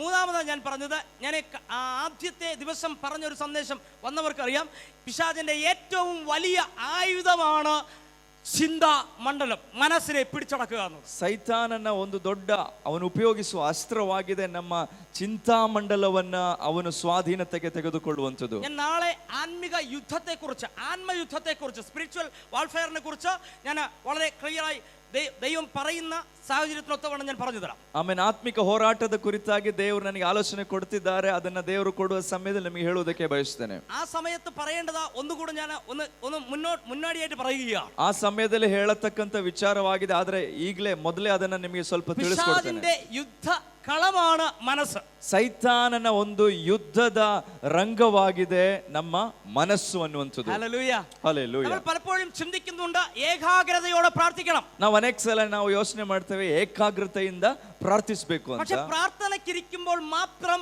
ഒരുപാട് ചിന്തകൾ നമ്മുടെ മനസ്സിൽ കൂടി കടന്നു ಆದರೆ പോയിക്കൊണ്ടേയിരിക്കും. ಪ್ರಾರ್ಥನೆಗೆ ಕುಳಿತುಕೊಳ್ಳುವಾಗ ಬಹಳ ಚಿಂತೆಗಳು, ಆಲೋಚನೆಗಳು ಬರುತ್ತೆ. അതിന് കാരണം, ಅದಕ್ಕೆ ಕಾರಣ പ്രാർത്ഥനയിൽ ദൈവശക്തി ഇറങ്ങരുതെന്ന് പിശാച് ആഗ്രഹിക്കുന്നു. ಪ್ರಾರ್ಥನೆಯಲ್ಲಿ ದೇವರ ಶಕ್ತಿ ಇಳಿಯಬಾರದೆಂಬುದಾಗಿ ಸೈತಾನನು ಬಯಸುವಂತದ್ದೇ. ഏകാഗ്രതയോടെ പ്രാർത്ഥിക്കുന്ന ഒരു വ്യക്തിയുടെ ജീവിതത്തിന്റെ അകത്ത് ദൈവശക്തി വ്യാപരിച്ചു കൊണ്ടേയിരിക്കും. ಏಕಾಗ್ರತೆಯಿಂದ ಪ್ರಾರ್ಥಿಸತಕ್ಕಂತ ವ್ಯಕ್ತಿಯ ಪ್ರಾರ್ಥನೆಯಲ್ಲಿ ದೇವರ ಶಕ್ತಿ ವ್ಯಾಪಿಸುತ್ತಲೇ അവൻ ಇರುತ್ತದೆ. പ്രാർത്ഥിച്ച് നടന്നുകൊണ്ടിരിക്കുമ്പോൾ തന്നെ അത്ഭുതങ്ങൾ നടന്നുകൊണ്ടേയിരിക്കും. ಅವನು ಪ್ರಾರ್ಥಿಸುತ್ತಾ ನಡೆಯುವಾಗಲೇ ಅದ್ಭುತಗಳು ಅವನ ಸಂಗಡ ನಡೆಯುತ್ತದೆ. അത് പിശാചിന് നന്നായിട്ട് അറിയാവുന്നത് കൊണ്ട് ಅದು ಸೈತಾನಿಗೆ ಬಹಳ ಚೆನ್ನಾಗಿ ಗೊತ್ತಿರುವುದರಿಂದ ഏറ്റവും വലിയ ആയുധമായി മനസ്സിനെ ഉപയോഗിക്കുവാൻ തുടങ്ങും. ತಕ್ಷಣ ಆ ಒಂದು ದೊಡ್ಡ ಆಯುಧವನ್ನಾಗಿ ಆ ವ್ಯಕ್ತಿಯ ಮನಸ್ಸನ್ನ ಉಪಯೋಗಿಸುತ್ತಾನೆ. ഞാൻ അടുത്ത പോയിന്റാ പറഞ്ഞത്, മനസ്സിൽ പല പ്രശ്നങ്ങൾ കുടുക്കി ഒരു മനുഷ്യനെ പ്രാർത്ഥനയിൽ നിന്ന്, മധ്യസ്ഥ പ്രാർത്ഥനയിൽ നിന്ന് മാറ്റാൻ എപ്പോഴും പോരാട്ടം അവനെതിരെ വന്നുകൊണ്ടേ. ಅಂದರೆ ಮನಸ್ಸಿನೊಳಗಡೆ ನಾನಾ ತರಹದ ಚಿಂತನೆಗಳನ್ನು, ಆಲೋಚನೆಗಳನ್ನು ತಂದು ಹಾಕಿ ಅವನ ಮನಸ್ಸನ್ನ ಕೆಡಿಸಿ ಆ ಮಧ್ಯಸ್ಥಿಕೆಯ ಪ್ರಾರ್ಥನೆಯನ್ನು ಹಾಳು ಮಾಡುವುದಕ್ಕೆ ಸೈತಾನು ಪ್ರಯತ್ನಿಸುತ್ತಿರುತ್ತಾನೆ. ഇനി മധ്യസ്ഥ പ്രാർത്ഥന ചെയ്യുന്നവരുടെ അടുത്ത ഒരു പ്രത്യേകത, ನಂತರ ಮಧ್ಯಸ್ಥಿಕೆ ಪ್ರಾರ್ಥನೆ ಮಾಡುವವರ ಇನ್ನೊಂದು ಪ್ರತ್ಯೇಕತೆ, ഈ കൂട്ടർ ദൈവ സന്നിധിയിൽ ഏത് നിമിഷവും ഉണ്ടാകും. ಈ ವ್ಯಕ್ತಿಗಳು ಯಾವಾಗಲೂ ದೇವರ ಸಂಗಡಲೇ ഒന്ന് ಇರುವಂತವರಾಗಿದ್ದಾರೆ. കരം തട്ടി ശക്തിയോടെ ಕರ್ತನಿಗೆ ಮಹಿಮೆ ಸಲ್ಲಿಸೋಣ. ദൈവ സന്നിധിയിൽ ഏത് നിമിഷവും ഇക്കൂട്ടരുണ്ടാകും. ಯಾವಾಗಲೂ ದೇವರ ಸಮ್ಮುಖದಲ್ಲೇ ಇರತಕ್ಕಂತವರಾಗಿದ್ದಾರೆ ಈ ಗುಂಪಿನವರು. ഞാനതൊന്ന് വ്യക്തമാക്കാം. ಅದನ್ನ ನಾನು ವ್ಯಕ್ತಪಡಿಸ್ತೇನೆ. എപ്പോഴും രണ്ട് കൂട്ടുകാർ തമ്മിൽ എപ്പോഴും നല്ല ബന്ധമുണ്ടെങ്കിൽ, ಇಬ್ಬರು ಗೆಳೆಯರಿಗೆ ಒಳ್ಳೆಯ ಒಂದು ಸಂಬಂಧವಿದ್ದಲ್ಲಿ, എപ്പോഴും സംസാരിക്കുന്നവരാണെങ്കിൽ, ಅವರು ಯಾವಾಗಲೂ ಪರಸ್ಪರ ಮಾತನಾಡುವವರಾಗಿದ್ದಲ್ಲಿ, ഏത് നിമിഷവും ആ കൂട്ടുകാരുടെ വിളിപ്പുറത്ത് പരസ്പരം അവരുണ്ടാകും. കൂട്ടുകാരുടെ വിളി ശബ്ദത്തിനകത്ത് എപ്പോഴും രണ്ടുപേരും ഉണ്ടാകും. ಆ ಇಬ್ಬರು ಒಳ್ಳೆಯ ಸ್ನೇಹಿತರ ಶಬ್ದಕ್ಕೆ ಪರಸ್ಪರ ಅವರು ಪ್ರತಿಕ್ರಿಯೆ ತೋರಿಸುವವರಾಗಿರ್ತಾರೆ. Hallelujah, hallelujah. എപ്പോഴും അവർ രണ്ടും ഒരുമിച്ച് ഉണ്ടാകും. ಯಾವಾಗಲೂ ಅವರು ಜೊತೆಯಲ್ಲೇ ಇರ್ತಾರೆ. ഇതുപോലെ തന്നെ ಅದೇ ರೀತಿ മധ്യസ്ഥ പ്രാർത്ഥന ചെയ്യുന്നവരുടെ ഏറ്റവും വലിയ പ്രത്യേകത, ಮಧ್ಯಸ್ಥಿಕೆ ಪ್ರಾರ್ಥನೆ ಮಾಡತಕ್ಕಂಥವ್ರ ಅತ್ಯಂತ ದೊಡ್ಡ ಪ್ರತ್ಯೇಕತೆ, കർത്താവിന്റെ സന്നിധിയിൽ ഏത് നിമിഷവും അവരുണ്ടാകും. ಅವರು ಯಾವಾಗಲೂ ದೇವರ ಸನ್ನಿಧಿಯಲ್ಲೇ ಇರುವಂತವರಾಗಿರ್ತಾರೆ. മധ്യസ്ഥ പ്രാർത്ഥന ചെയ്യാൻ നിങ്ങൾക്ക് ആഗ്രഹമുണ്ടോ? നിങ്ങൾ കർത്താവിന്റെ സന്നിധിയിൽ ഏത് നിമിഷവും നിൽക്കാൻ പോകും. ಮಧ್ಯಸ್ಥಿಕೆ ಪ್ರಾರ್ಥನೆ ಮಾಡ್ಲಿಕ್ಕೆ ನಿಮಗೆ ಮನಸ್ಸುಂಟು, ನೀವು ಯಾವಾಗಲೂ ಆತನ ಸಂಗಡಲೇ ಇರ್ತೀರಿ. കർത്താവിന്റെ സാന്നിധ്യത്തിൽ കർത്താവ് നമ്മളെ നടത്താൻ പോകുകയാണ്. ದೇವರು ತನ್ನ ಸಾನ್ನಿಧ್ಯದಿಂದ ನಮ್ಮನ್ನು ಆವರಿಸಿಕೊಳ್ಳಲಿಕ್ಕಿದ್ದಾನೆ. ദൈവത്തിന്റെ സാന്നിധ്യം മൂടി ആവരണം ചെയ്ത് നമ്മെ നടത്താൻ പോകുകയാണ്. ದೇವರ ಸಾನ್ನಿಧ್ಯವು ನಮ್ಮನ್ನು ಆವರಿಸಿಕೊಳ್ಳಲಿಕ್ಕಿದೆ. ഒരു മഞ്ഞിനകത്ത് പെട്ട് നിൽക്കുന്നത് പോലെ നമ്മൾ അതിനകത്ത് നിൽക്കാൻ പോകുക. ಒಂದು ಮಂಜು ಬೀಳುವಾಗ ಆ ಇಬ್ಬನಿಯೊಳಗಡೆ ಆಮೇಲೆ ಇರತಕ್ಕಂತ ರೀತಿಯಲ್ಲಿ ದೇವರು ನಮ್ಮನ್ನು ಆವರಿಸಿಕೊಳ್ಳುತ್ತಾನೆ. ആരോ നമ്മെ സഹായിച്ച് പ്രതികൂലങ്ങളിൽ വഴി നടത്തുന്നത് പോലെ ഒക്കെ നമുക്ക് തോന്നാൻ പോകുകയാണ്. ಯಾರೋ ಈ ಇಕ್ಕಟ್ಟಿನ ಹಾದಿಯಲ್ಲಿ ನಮ್ಮನ್ನ ಆಮೇಲೆ ಆವರಿಸಿಕೊಂಡು ನಡೆಸುವ ಹಾಗೆ ನಮಗೆ ಅನಿಸುತ್ತದೆ. കഷ്ടതയും പ്രയാസവും ഒന്നും നമുക്ക് വലുതായി തോന്നത്തില്ല. ಕಷ್ಟತೆಯೋ ನಿಂದನೆಗಳು ಯಾವುದು ದೊಡ್ಡದಾಗಿ ನಮಗೆ ಅನಿಸೋದಿಲ್ಲ. എല്ലാ പ്രതികൂലങ്ങളും എല്ലാ പ്രശ്നങ്ങളും ചെറുതായി നമുക്ക് തോന്നും. ಎಲ್ಲ ಸನ್ನಿವೇಶಗಳು ಪ್ರತಿಕೂಲಗಳು ಬಹಳ ಸಣ್ಣದಾಗಿ ನಮಗೆ ಅನಿಸುತ್ತದೆ. പ്രതികൂലങ്ങളെ ജയിക്കത്തക്ക അഭിഷേകം ആ വ്യക്തിയുടെ അകത്ത് കർത്താവ് എപ്പോഴും പകർന്നുകൊണ്ടേയിരിക്കും. ಆ ಪ್ರತಿಕೂಲಗಳನ್ನು ಜಯಿಸಬೇಕಾದಂತಹ ಅಭಿಷೇಕವನ್ನು ದೇವರು ಸುರಿಸುತ್ತಲೇ ಇರುತ್ತಾರೆ. കാരണം ആ വ്യക്തിയുടെ കൂടെ കരം പിടിച്ച് നടക്കുന്നത് കർത്താവിന്റെ സാന്നിധ്യം മാത്രമാണ്. ಆ ವ್ಯಕ್ತಿಯ ಸಂಗಡ ಅವನ ಕರ ಹಿಡಿದು ನಡೆಸುವಂತದ್ದು ದೇವರಾಗಿದ್ದಾನೆ. ഞാനൊരു റോഡ് ക്രോസ് ചെയ്യുമ്പോൾ, ನಾನೊಂದು ಮಾರ್ಗವನ್ನು ಒಂದು ರೋಡ್ ಅನ್ನ ಕ್ರಾಸ್ ಮಾಡುವಾಗ, ഒറ്റയ്ക്ക് ഞാൻ ക്രോസ് ചെയ്യുന്നെങ്കിൽ, ನಾನು ಒಬ್ಬನೇ ಅದನ್ನ ಕ್ರಾಸ್ ಮಾಡುವುದಾದ್ರೆ, ഞാനൊരു കുഞ്ഞാണെങ്കിൽ, ನಾನೊಂದು ಮಗುವಾಗಿದ್ದಲ್ಲಿ എനിക്ക് പേടി വരും. ನನಗೆ ಭಯ ಉಂಟಾಗುತ್ತೆ. ഞാൻ എപ്പോഴും പേടിച്ചായിരിക്കും റോഡ് ക്രോസ് ചെയ്യുന്നത്. ನಾನು ಬಹಳ ಭಯದಿಂದ ಆ ಒಂದು ರೋಡ್ ಅನ್ನ ಕ್ರಾಸ್ ಮಾಡ್ತಿರ್ತೇನೆ. പക്ഷെ എന്റെ പപ്പ എന്റെ കൈക്ക് പിടിച്ചിട്ടുണ്ടെങ്കിൽ, ಆದ್ರೆ ನನ್ನ ತಂದೆಯು ನನ್ನ ಕೈಯನ್ನು ಹಿಡಿದಿರುವುದಾದ್ರೆ, ഞാൻ ധൈര്യമായി റോഡ് ക്രോസ് ചെയ്യും. ನಾನು ಬಹಳ ಧೈರ್ಯದಿಂದ ಆ ರೋಡ್ ಅನ್ನ ಕ್ರಾಸ್ ಮಾಡ್ತೀನಿ. കാരണം കാര്യപ്രാപ്തിയുള്ള, ಕಾರಣ ಆಮೇಲೆ ಬಹಳ ಜ್ಞಾನವುಳ್ಳಂತಹ, ബലമുള്ള, ಶಕ್ತಿ ಇರತಕ್ಕಂತಹ, എല്ലാത്തിനെ കുറിച്ച് മനസ്സിലാക്കാൻ കഴിവുള്ള, ಎಲ್ಲದರ ಕುರಿತಾಗಿ ತಿಳುವಳಿಕೆ ಇರತಕ್ಕಂತಹ ഒരു വ്യക്തിയാണ് എന്റെ കൈക്ക് പിടിച്ചിരിക്കുന്നത്. ಒಬ್ಬ ತಂದೆ ನನ್ನ ಕೈಯನ್ನು ಹಿಡಿದಿದ್ದಾರೆ. അതിനേക്കാളും ഒക്കെ അപ്പുറമായി എന്റെ അപ്പനാണ് എന്റെ കൈക്ക് പിടിച്ചിരിക്കുന്നത്. ಅದಕ್ಕಿಂತಲೂ ಹೆಚ್ಚಾಗಿ ಆ ವ್ಯಕ್ತಿ ನನ್ನ ಸ್ವಂತ ತಂದೆಯಾಗಿದ್ದಾನೆ. ആ ഉറപ്പ് എന്റെ അകത്തുള്ളത് കൊണ്ട് ಆ ಒಂದು ಭರವಸೆ ನನ್ನೊಳಗಡೆ ಇರೋದ್ರಿಂದ ഭയക്കേണ്ട കാര്യമില്ല.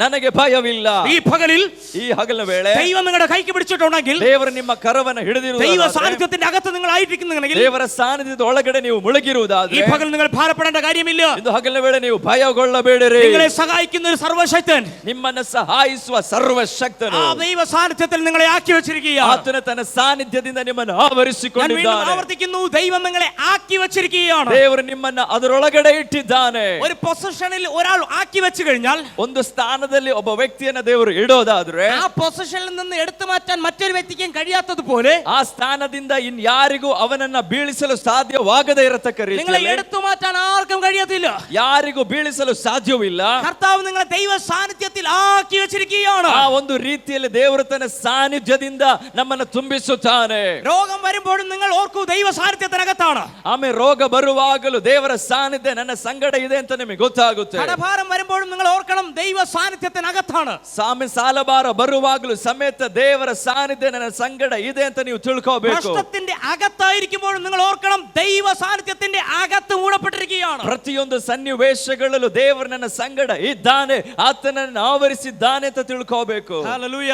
ಹಲ್ಲೆಲೂಯಾ. മധ്യസ്ഥ പ്രാർത്ഥന ചെയ്യുന്നവരുടെ മറ്റൊരു പ്രത്യേകതയാണ് നമ്മൾ വായിച്ചു കേട്ടത്. ಮಧ್ಯಸ್ಥಿಕೆ ಪ್ರಾರ್ಥನೆ ಮಾಡುವ ಇನ್ನೊಂದು ಪ್ರತ್ಯೇಕತೆ ಆಗಿದೆ ನಾವು ಓದಿದ್ದು. പല പ്രശ്നങ്ങൾ കുടുക്കി ಅನೇಕ ಸಮಸ್ಯೆಗಳನ್ನ ತಂದು നശിപ്പിക്കുവാൻ ശ്രമിക്കും. ಆಮೇಲೆ ಹಾಳು ಮಾಡುವುದಕ್ಕೆ ನೋಡ್ತಾರೆ. എന്നാൽ അവർ എപ്പോഴും ദൈവസന്നിധിയിൽ നിൽക്കുന്നവരായിരിക്കും. ಆದರೆ ಅವರು ಯಾವಾಗಲೂ ದೇವರ ಸಮ್ಮುಖದಲ್ಲಿ കരം ನಿಲ್ಲುವವರಾಗಿರ್ತಾರೆ. തട്ടി ശക്തിയോടെ കർത്താവിന് ആരാധന കൊടുക്കാം. ಕರಗಳ ತಟ್ಟಿ ಕರ್ತನಿಗೆ ಮಹಿಮೆ ಸಲ್ಲಿಸೋಣ. ശക്തിയോടെ കർത്താവിന് ആരാധന കൊടുക്കാം. ಶಕ್ತಿಯಿಂದ ಆತನಿಗೆ ಮಹಿಮೆ ಸಲ್ಲಿಸೋಣ.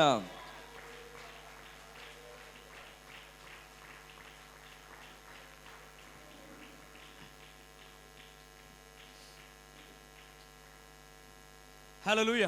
ഹല്ലേലൂയ. ഹല്ലേലൂയ. ಆಮೆನ್. അപ്പോൾ ഞാൻ പറഞ്ഞു വന്ന മധ്യസ്ഥ പ്രാർത്ഥന ഇത്രയും നമുക്ക് മതിയാകും. ಆಗ ನಾನು ಹೇಳಿದಂತ ಮಧ್ಯಸ್ಥಿಕೆ ಪ್ರಾರ್ಥನೆ ಕುರಿತಾಗಿ ಇಷ್ಟು ಸಾಕು. ഇത്രയും നമുക്ക് മതിയാകും. ഇത്രയും നമുക്ക് അത്യാവശ്യം മതിയാകും. ಇಷ್ಟು ನಮಗೆ ಇವತ್ತು ಚಿಂತಿಸಬೇಕಾದ ವಿಚಾರಗಳು.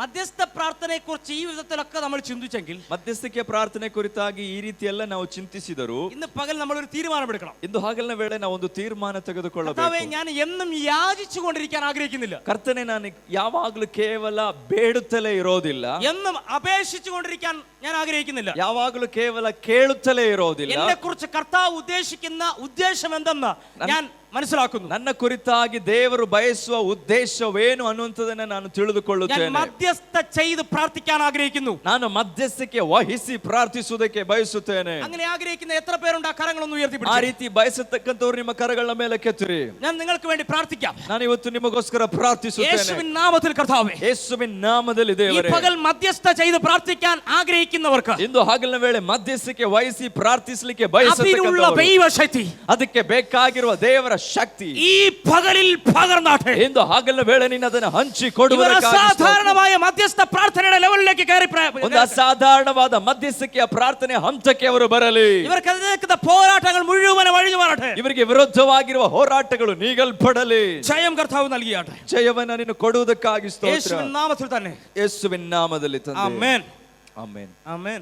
ಆಮೆನ್. പ്രാർത്ഥനയുടെ 4 ഘട്ടങ്ങളെ കുറിച്ചാണ് നമ്മൾ പഠിച്ചു വരുന്നത്. ಪ್ರಾರ್ಥನೆಯ 4 ಹಂತಗಳನ್ನು ನಾವು ಕಲಿತಿದ್ದೇವೆ. അപേക്ഷിച്ച് പ്രാർത്ഥിക്കാം, ಅದ ಕೇಳುತ್ತಾ ಪ್ರಾರ್ಥಿಸಬಹುದು, യാചിച്ച് പ്രാർത്ഥിക്കാം, ಬೇಡುತ್ತಾ ಪ್ರಾರ್ಥಿಸಬಹುದು, മധ്യസ്ഥ ചെയ്ത് പ്രാർത്ഥിക്കാം. ಮಧ್ಯಸ್ಥಿಕೆ ವಹಿಸಿ ಪ್ರಾರ್ಥಿಸಬಹುದು. 4ാമത്തെ കാര്യം, 4ನೇದು പോരാടി പ്രാർത്ഥിക്കാം. ಹೋರಾಡಿ ಪ್ರಾರ್ಥಿಸಬಹುದು.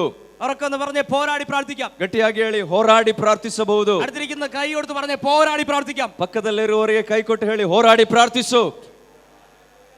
നിങ്ങളുടെ ശബ്ദം കേട്ടില്ല, ഉറക്കെ എന്ന് പറഞ്ഞേ, പോരാടി പ്രാർത്ഥിക്കാം. ಸರಿಯಾಗಿ ಕೇಳಿಸ್ತಾ ಇಲ್ಲ, ಹೇಳಿ, ಹೋರಾಡಿ ಪ್ರಾರ್ಥಿಸಿ. പോരാടി പ്രാർത്ഥിക്കാം. ಹೋರಾಡಿ ಪ್ರಾರ್ಥಿಸೋಣ.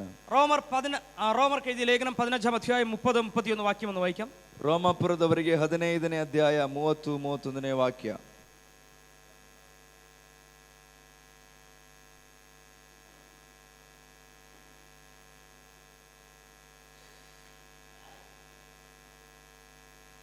റോമർക്ക് എഴുതിയ ലേഖനം 15-ാം അധ്യായം 30-31 വാക്യം. ರೋಮಾಪುರದವರಿಗೆ 15:30-31. ಸಹೋದರರೇ, ನೀವು ನನಗೋಸ್ಕರ ದೇವರ ಮುಂದೆ ಮಾಡುವ ಪ್ರಾರ್ಥನೆಗಳಲ್ಲಿ ನನ್ನೊಂದಿಗೆ ಬಲಿಯವಾಗಿ ವಿಜ್ಞಾಪಿಸಿಕೊಳ್ಳಬೇಕೆಂದು ನಮ್ಮ ಕರ್ತನಾದ ಯೇಸು ಕ್ರಿಸ್ತನ ನಿಮಿತ್ತವಾಗಿಯೂ ಪವಿತ್ರಾತ್ಮನಿಂದಾಗುವ ಪ್ರೀತಿಯ ನಿಮಿತ್ತವಾಗಿಯೂ ನಿಮ್ಮನ್ನು ಬೇಡಿಕೊಳ್ಳುತ್ತೇನೆ. ದೇವರು ನನ್ನನ್ನು ಯೂದಾಯದಲ್ಲಿರುವ ಅವಿಧೇಯರ ಕೈಗೆ ತಪ್ಪಿಸಬೇಕೆಂತಲೂ ಯೆರೂಸಲೇಮಿಗೋಸ್ಕರ ನಾನು ಮಾಡುವಂಥ ಈ ಧರ್ಮ ಕಾರ್ಯವು ಅಲ್ಲಿರುವ ದೇವಜನರಿಗೆ ಹಿತಕರವಾಗಿ ತೋರಬೇಕೆಂತಲೂ ಪ್ರಾರ್ಥಿಸಿರಿ.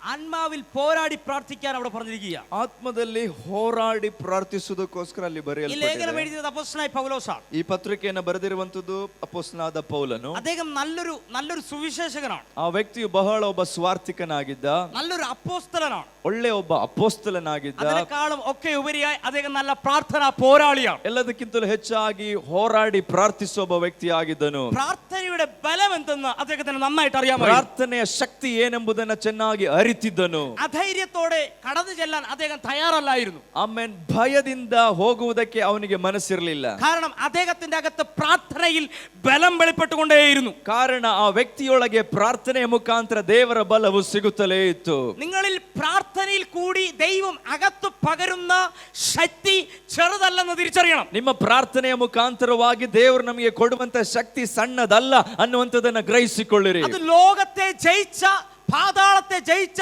സകല വാഴ്ചകളെയും ജയിച്ച, അധികാരം വഹിപ്പിച്ച യേശുവിന്റെ ശക്തിയാണ് നമ്മുടെ അകത്തിരിക്കുന്നത്. ಅದು ಸಕಲ ಲೋಕವನ್ನು, ಅಧಿಕಾರಗಳನ್ನು, ಪಾತಾಳವನ್ನು ಜಯಿಸಿದ ನಜರೇತಿನ ಯೇಸುವಿನ ಶಕ್ತಿಯಾಗಿದೆ.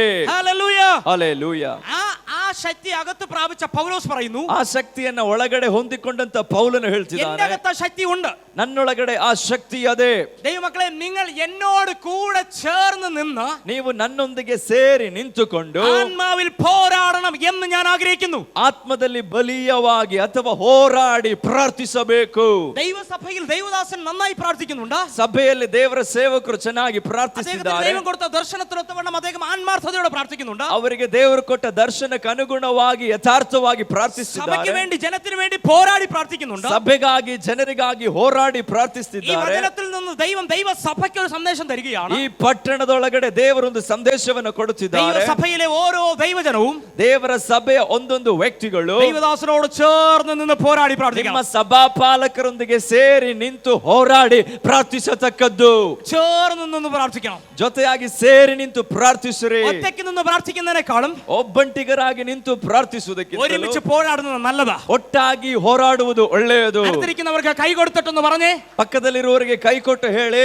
അടുത്തിരിക്കുന്നവർക്ക് കൈ കൊടുത്തിട്ടൊന്ന് പറഞ്ഞേ. ಪಕ್ಕದಲ್ಲಿರುವವರಿಗೆ ಕೈ ಕೊಟ್ಟು ಹೇಳಿ. ഇന്നു മുതൽ ಇವತ್ತಿನಿಂದ ഞാൻ കർത്താവിൽ പോരാടി ഐക്യതയോടെ നിന്ന് പ്രാർത്ഥിക്കും. ನಾನು ಕರ್ತನಲ್ಲಿ ಹೋರಾಡಿ ಐಕ್ಯತೆಯಿಂದ ಪ್ರಾರ್ಥಿಸುತ್ತೇನೆ. ഞാൻ ഒറ്റയ്ക്ക് പോരാടാൻ ആഗ്രഹിക്കുന്നില്ല. ನಾನು ಒಬ್ಬಂಟಿಗನಾಗಿ ಹೋರಾಡುವುದಕ್ಕೆ ಮನಸ್ಸಿಲ್ಲ. ഞങ്ങൾ സഭയായി ഒരുമിച്ച് നിന്ന് പ്രാർത്ഥിക്കാൻ പോകുകയാണ്. ನಾವು ಸಭೆಯಾಗಿ ಒಟ್ಟಾಗಿ ಪ್ರಾರ್ಥಿಸಲಿಕ್ಕಿದ್ದೇವೆ. സഭയായി ഒരുമിച്ച് നിന്ന് പ്രാർത്ഥിക്കാൻ ಸಭೆಯಾಗಿ ಒಟ್ಟಾಗಿ ಪ್ರಾರ್ಥಿಸಲಿಕ್ಕಿದ್ದೇವೆ. ഈ പകൽ ഒരുമിച്ച് നിൽക്കുന്നവർ അസാധാരണമായ വിടുതലുകൾ കാണാൻ പോകുകയാണ്. ಹಗಲಿನ ವೇಳೆ ಒಟ್ಟಾಗಿ ಐಕ್ಯತೆಯಿಂದ ನಿಲ್ಲುವಾಗ ಅಸಾಧಾರಣವಾದ ಶಕ್ತಿಯು ವ್ಯಾಪಿಸುತ್ತದೆ. ഞാൻ പറയാം, ಇನ್ನೊಂದ್ಸಲ ಹೇಳ್ತೇನೆ, കർത്താവിന്റെ സന്നിധിയിൽ പോരാടി പ്രാർത്ഥിക്കുന്നവൻ, ಕರ್ತನ ಸನ್ನಿಧಿಯಲ್ಲಿ ಹೋರಾಡಿ ಪ್ರಾರ್ಥಿಸುವವನು പിശാചിന്റെ കോട്ടയിൽ ചെന്ന് അവനെ തുരത്തി ഓട്ടിക്കാൻ അഭിഷേകമുള്ളവനായിരിക്കും. ಸೈತಾನನ ಕೋಟೆಯೊಳಗಡೆ ನುಗ್ಗಿ ಅವನನ್ನ ಓಡಿಸತಕ್ಕಂತವನಾಗಿರ್ತಾನೆ. കാണുമ്പോൾ തന്നെ പിശാച് പറയും. ಅವನನ್ನ ಕಾಣುವಾಗಲೇ ಸೈತಾನನ ನಡುಗುತ್ತಾನೆ. Hallelujah, hallelujah. ഇങ്ങോട്ട് വരുമ്പോൾ മാത്രം യുദ്ധം ചെയ്യുന്നവരായി നിങ്ങൾ തീരത്തില്ല.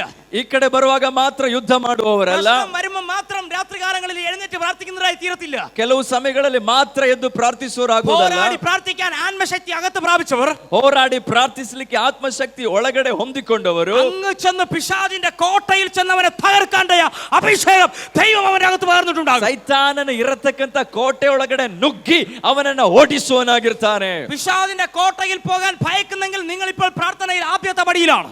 ನೀವು ಸೈತಾನನ ಕೋಟೆ ಒಳಗಡೆ ನುಗ್ಗುವುದಕ್ಕೆ ಹೆದರಿಕೆ ಉಳ್ಳವರಾಗಿದ್ದಲ್ಲಿ ನೀವು ಪ್ರಾರ್ಥನೆಯ ಮೊದಲನೇ ಹಂತದಲ್ಲೇ ಇದ್ದೀರಿ. ദേശങ്ങളെ തകർക്കുന്ന ദേശാധിപതി മണ്ഡലങ്ങളെ തകർക്കാൻ ദൈവം നിങ്ങളുടെ അകത്ത് ശക്തി പകർന്നിട്ടുണ്ടെങ്കിൽ നിങ്ങൾ പോരാടി പ്രാർത്ഥിക്കും. ಆಮೇಲೆ ಇಹಲೋಕಾಧಿಪತಿಯ ಶಕ್ತಿಗಳನ್ನ ಒಡೆಯುವುದಕ್ಕೆ ನಿಮಗೆ ಆಮೇಲೆ ಸ್ತೋತ್ರ ಧೈರ್ಯವಿದ್ದಲ್ಲಿ ನೀವು ಆಮೇಲೆ ಮಧ್ಯಸ್ಥಿಕೆ ವಹಿಸಿ ಪ್ರಾರ್ಥಿಸೋರಾಗಿದ್ದೀರಿ. ഒറ്റയ്ക്ക് നിന്നല്ല പ്രാർത്ഥിക്കുന്നത്, ಅದು ಒಬ್ಬರಾಗಿ ನಿಂತು ಪ್ರಾರ್ಥಿಸುವಂತದ್ದಲ್ಲ, ಅದು ಒಟ್ಟಾಗಿ ನಾವು ಪ್ರಾರ್ಥಿಸುವಂತದ್ದು. ഒരുമിച്ച് പ്രാർത്ഥിക്കാൻ പോവുക. ಇವತ್ತು ಒಟ್ಟಾಗಿ ನಾವು ಪ್ರಾರ್ಥಿಸಲಿಕ್ಕಿದ್ದೇವೆ. കരങ്ങൾ കോർത്ത് പിടിച്ച് വേഗത്തിൽ ഒന്ന് എഴുന്നേറ്റ് നിന്നേ. ഒരു മിനിറ്റ്, ಒಂದು ನಿಮಿಷ ಎಲ್ಲರೂ ಎದ್ದು ನಿಂತುಕೊಳ್ಳಲಿ. ನಿಮ್ಮ ಪಕ್ಕದಲ್ಲಿರುವವರ ഒരു മിനിറ്റ് ഒന്ന് എഴുന്നേറ്റ് നിന്നേ. ಕೈಗಳನ್ನ ಜೋಡಿಸಿ ಹಿಡಿದುಕೊಳ್ಳಿರಿ, ಎದ್ದು ನಿಂತುಕೊಳ್ಳಿರಿ. കരങ്ങൾ കോർത്ത് പിടിച്ച്, ഞാൻ ആരാധനയ്ക്കായിട്ടല്ല എണീപ്പിച്ചത്, കരങ്ങൾ കോർത്ത് പിടിച്ച, കരങ്ങളെല്ലാം പരസ്പരം ചേർത്ത് പിടിച്ച് ಪಕ್ಕದಲ್ಲಿರುವವರಿಗೆ ಕೈಯನ್ನ ಸರಿಯಾಗಿ ಜೋಡಿಸಿ ಹಿಡಿದುಕೊಳ್ಳಿ. ഒന്ന് എഴുന്നേറ്റ് നിന്നേ. ಎದ್ದು ആ ನಿಂತುಕೊಂಡು കരങ്ങൾ ഉയർത്തി ഒന്ന് പിടിച്ചേ. ಕರಗಳನ್ನ ಎತ್ತಿ ಹಿಡಿದುಕೊಳ್ಳಿರಿ. എന്നോട് ഉറക്കെന്ന് പറഞ്ഞേ. ನಂತರ ಗಟ್ಟಿಯಾಗಿ ಹೇಳಿರಿ, ഇന്നു മുതൽ. ಇವತ್ತಿನಿಂದ. കേട്ടില്ല? ಕೇಳಿಸ್ತಾ ಇಲ್ಲ? ഞാൻ പോരാടി പ്രാർത്ഥിക്കാൻ, ನಾನು ಹೋರಾಡಿ ಪ್ರಾರ್ಥಿಸ್ತೇನೆ. ഞാൻ പോരാടി പ്രാർത്ഥിക്കാൻ പോവാ. ನಾನು ಹೋರಾಡಿ ಪ್ರಾರ್ಥಿಸ್ತೇನೆ. ഞങ്ങൾ പോരാടി പ്രാർത്ഥിക്കാൻ ನಾವು ಹೋರಾಡಿ ಪ್ರಾರ್ಥಿಸ್ತೇವೆ. പിശാചിനെ ജയിക്കുന്ന ഈ അഭിഷേകം, ಸೈತಾನನನ್ನ ಜಯಿಸತಕ್ಕಂತ ಅಭಿಷೇಕ ദൈവം ഞങ്ങളുടെ അകത്ത് പകർന്നിരിക്കുക. ದೇವರು ನನ್ನೊಳಗಡೆ ಕೊಟ್ಟಿದ್ದಾನೆ. സാത്താന്റെ കോട്ടകളെ തകർക്കുന്ന ഈ അഭിഷേകം, ಸೈತಾನನ ಕೋಟೆಗಳನ್ನ ಒಡೆಯುವ ಅಭಿಷೇಕ ദൈവം ഞങ്ങളുടെ അകത്ത് പകർന്നിരിക്കുക. ದೇವರು ನನ್ನೊಳಗಡೆ ಕೊಟ್ಟಿದ್ದಾನೆ. ഞങ്ങൾ ക്രിസ്തുവിൽ പോരാടി ജയിക്കാൻ പോകുകയാണ്. ನಾವು ಕರ್ತನಲ್ಲಿ ಹೋರಾಡಿ ಜಯಿಸುತ್ತೇವೆ. അത് നിങ്ങൾ പറയുമ്പോൾ ഈ പകൽ സഭയ്ക്ക് വേണ്ടിയുള്ള വിടുതൽ ദൈവം നൽകുകയാണ്. ಅದನ್ನು ಹೇಳುತ್ತಿರುವಾಗಲೇ ಈ ಸಭೆಗಿರುವ ಬಿಡುಗಡೆಯನ್ನು ದೇವರು ಕಳುಹಿಸುತ್ತಿದ್ದಾರೆ. പട്ടണങ്ങൾക്ക് വേണ്ടി വിടുതൽ നൽകാൻ ദൈവം നിങ്ങളുടെ അകത്ത് അഭിഷേകം പകരുകയാണ്. ಪಟ್ಟಣಗಳಿಗೆ ಬಿಡುಗಡೆ ಕಳುಹಿಸುವುದಕ್ಕಿರುವ ಅಭಿಷೇಕ ಇದರೊಳಗಡೆ ದೇವರು ಕೊಡುತ್ತಿದ್ದಾರೆ. ഉറക്കെ ഒരു ആമേൻ പറഞ്ഞേ. ആമേൻ. ಗಟ್ಟಿಯಾಗಿ ಒಂದು ಆಮೇನ್ ಹೇಳಿರಿ. ಆಮೇನ್. എല്ലാവർക്കും ഇരിക്കാം. ಎಲ್ಲರೂ ಕುಳಿತುಕೊಳ್ಳಿ. ആത്മാവിൽ പോരാടി പ്രാർത്ഥിക്കാം. ಆತ್ಮದಲ್ಲಿ ಹೋರಾಡಿ ಪ್ರಾರ್ಥಿಸುವಂಥದ್ದು. ദാനിയേലിന്റെ പുസ്തകം, ದಾನಿಯೇಲನ ಪ್ರವಾದನ ಪುಸ್ತಕ 10-ാം അധ്യായം 12-ാം വാക്യം ഒന്ന് വായിച്ചേ. 10ನೇ ಅಧ್ಯಾಯ 12ನೇ ವಚನವನ್ನು ಓದಿಕೊಳ್ಳೋಣ.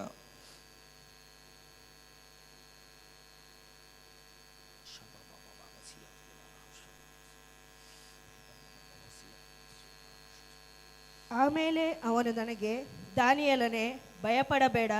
ನೀನು ದೈವ ಸಂಕಲ್ಪವನ್ನು ವಿಮರ್ಶಿಸುವುದಕ್ಕೂ ನಿನ್ನನ್ನು ನಿನ್ನ ದೇವರ ಮುಂದೆ ತಗ್ಗಿಸಿಕೊಳ್ಳುವುದಕ್ಕೂ ಮನಸ್ಸಿಟ್ಟ ಮೊದಲನೇ ದಿನದಲ್ಲಿಯೇ ನಿನ್ನ ವಿಜ್ಞಾಪನೆಯು ದೇವರಿಗೆ ಮುಟ್ಟಿತು.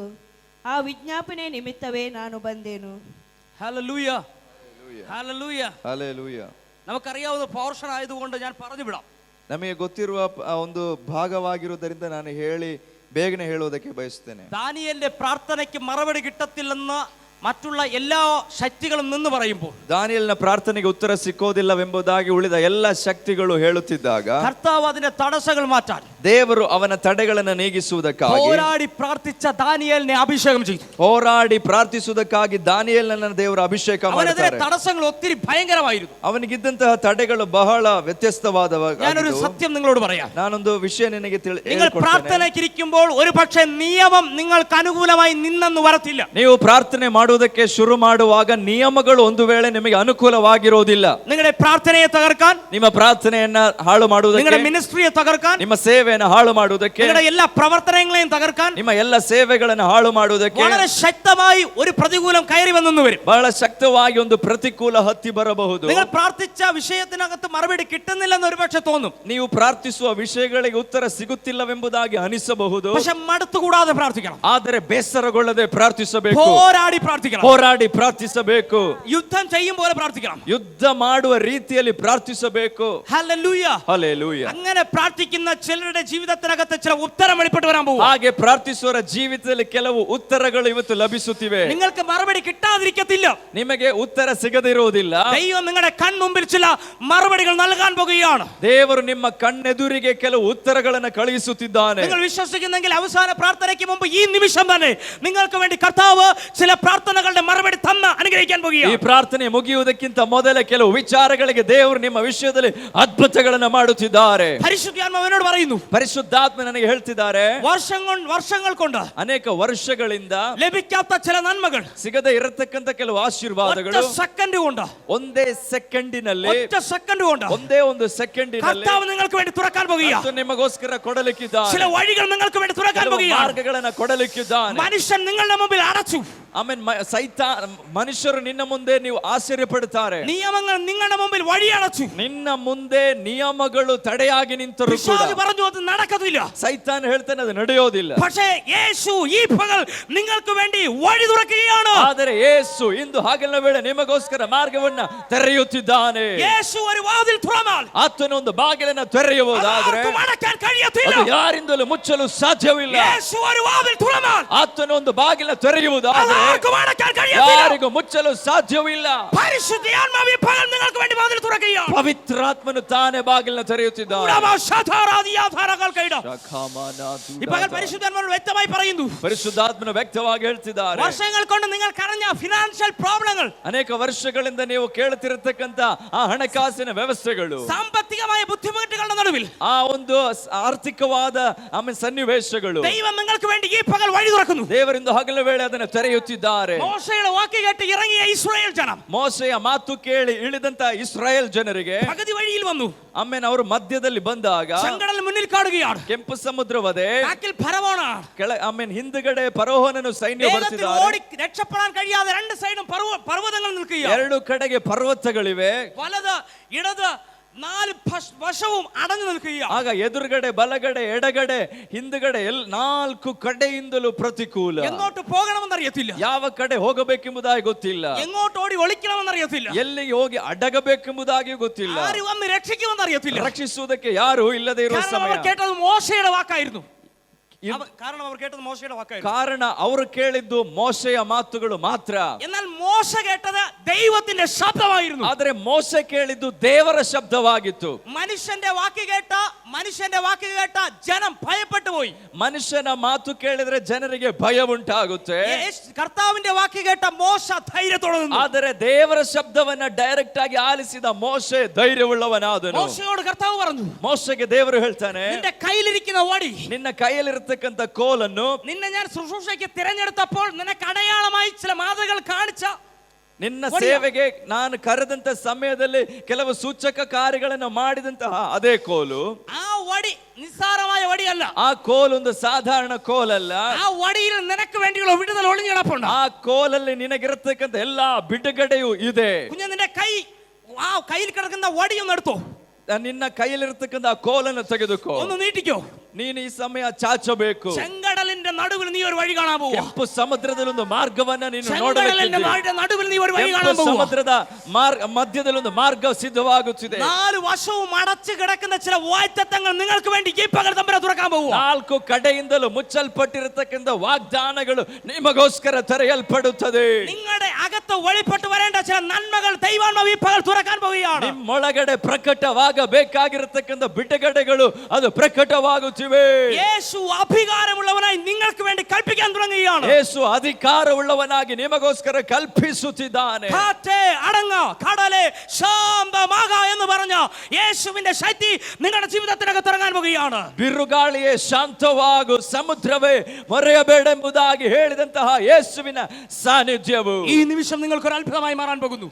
ಈ ನಿಮಿಷ ನಿಮಗೆ ಅದ್ಭುತವಾಗಿ ഈ ಮಾರ್ಪಡುತ್ತದೆ. നിമിഷം പ്രതീക്ഷിക്കാത്ത ചില വിടുതൽ നിങ്ങൾക്ക് വേണ്ടി ಈ വെളിപ്പെട്ട് വരുന്നു. ನಿಮಿಷ ನೀವು ಎದುರು ನೋಡದೇ ಇರತಕ್ಕಂಥ ಬಿಡುಗಡೆಗಳನ್ನು ಹೊಂದಿಕೊಳ್ಳುತ್ತಿದ್ದೀರಿ. ആത്മാവിൽ പോരാടി പ്രാർത്ഥിക്കുന്നവരെ ഞാൻ ആത്മാവിൽ നിങ്ങളോട് പറയാം, നിങ്ങൾ ഒരു അത്ഭുതം കാണാൻ പോവുകയാണ്. ಆತ್ಮದಲ್ಲಿ ಹೋರಾಡಿ ಪ್ರಾರ್ಥಿಸುವವರೇ ನೀವು ಒಂದು ಅದ್ಭುತವನ್ನು ನೋಡಲಿಕ್ಕಿದ್ದೀರಿ. Hallelujah, hallelujah, hallelujah. ಹಲ್ಲೆಲೂಯಾ. ഇനി ഒന്ന് പറയാം, ആത്മാവിൽ പോരാടി പ്രാർത്ഥിക്കുന്നവന്റെ മുമ്പിൽ കെട്ടിയ കോട്ടകൾ ഇടിഞ്ഞു വീഴാൻ പോവുക.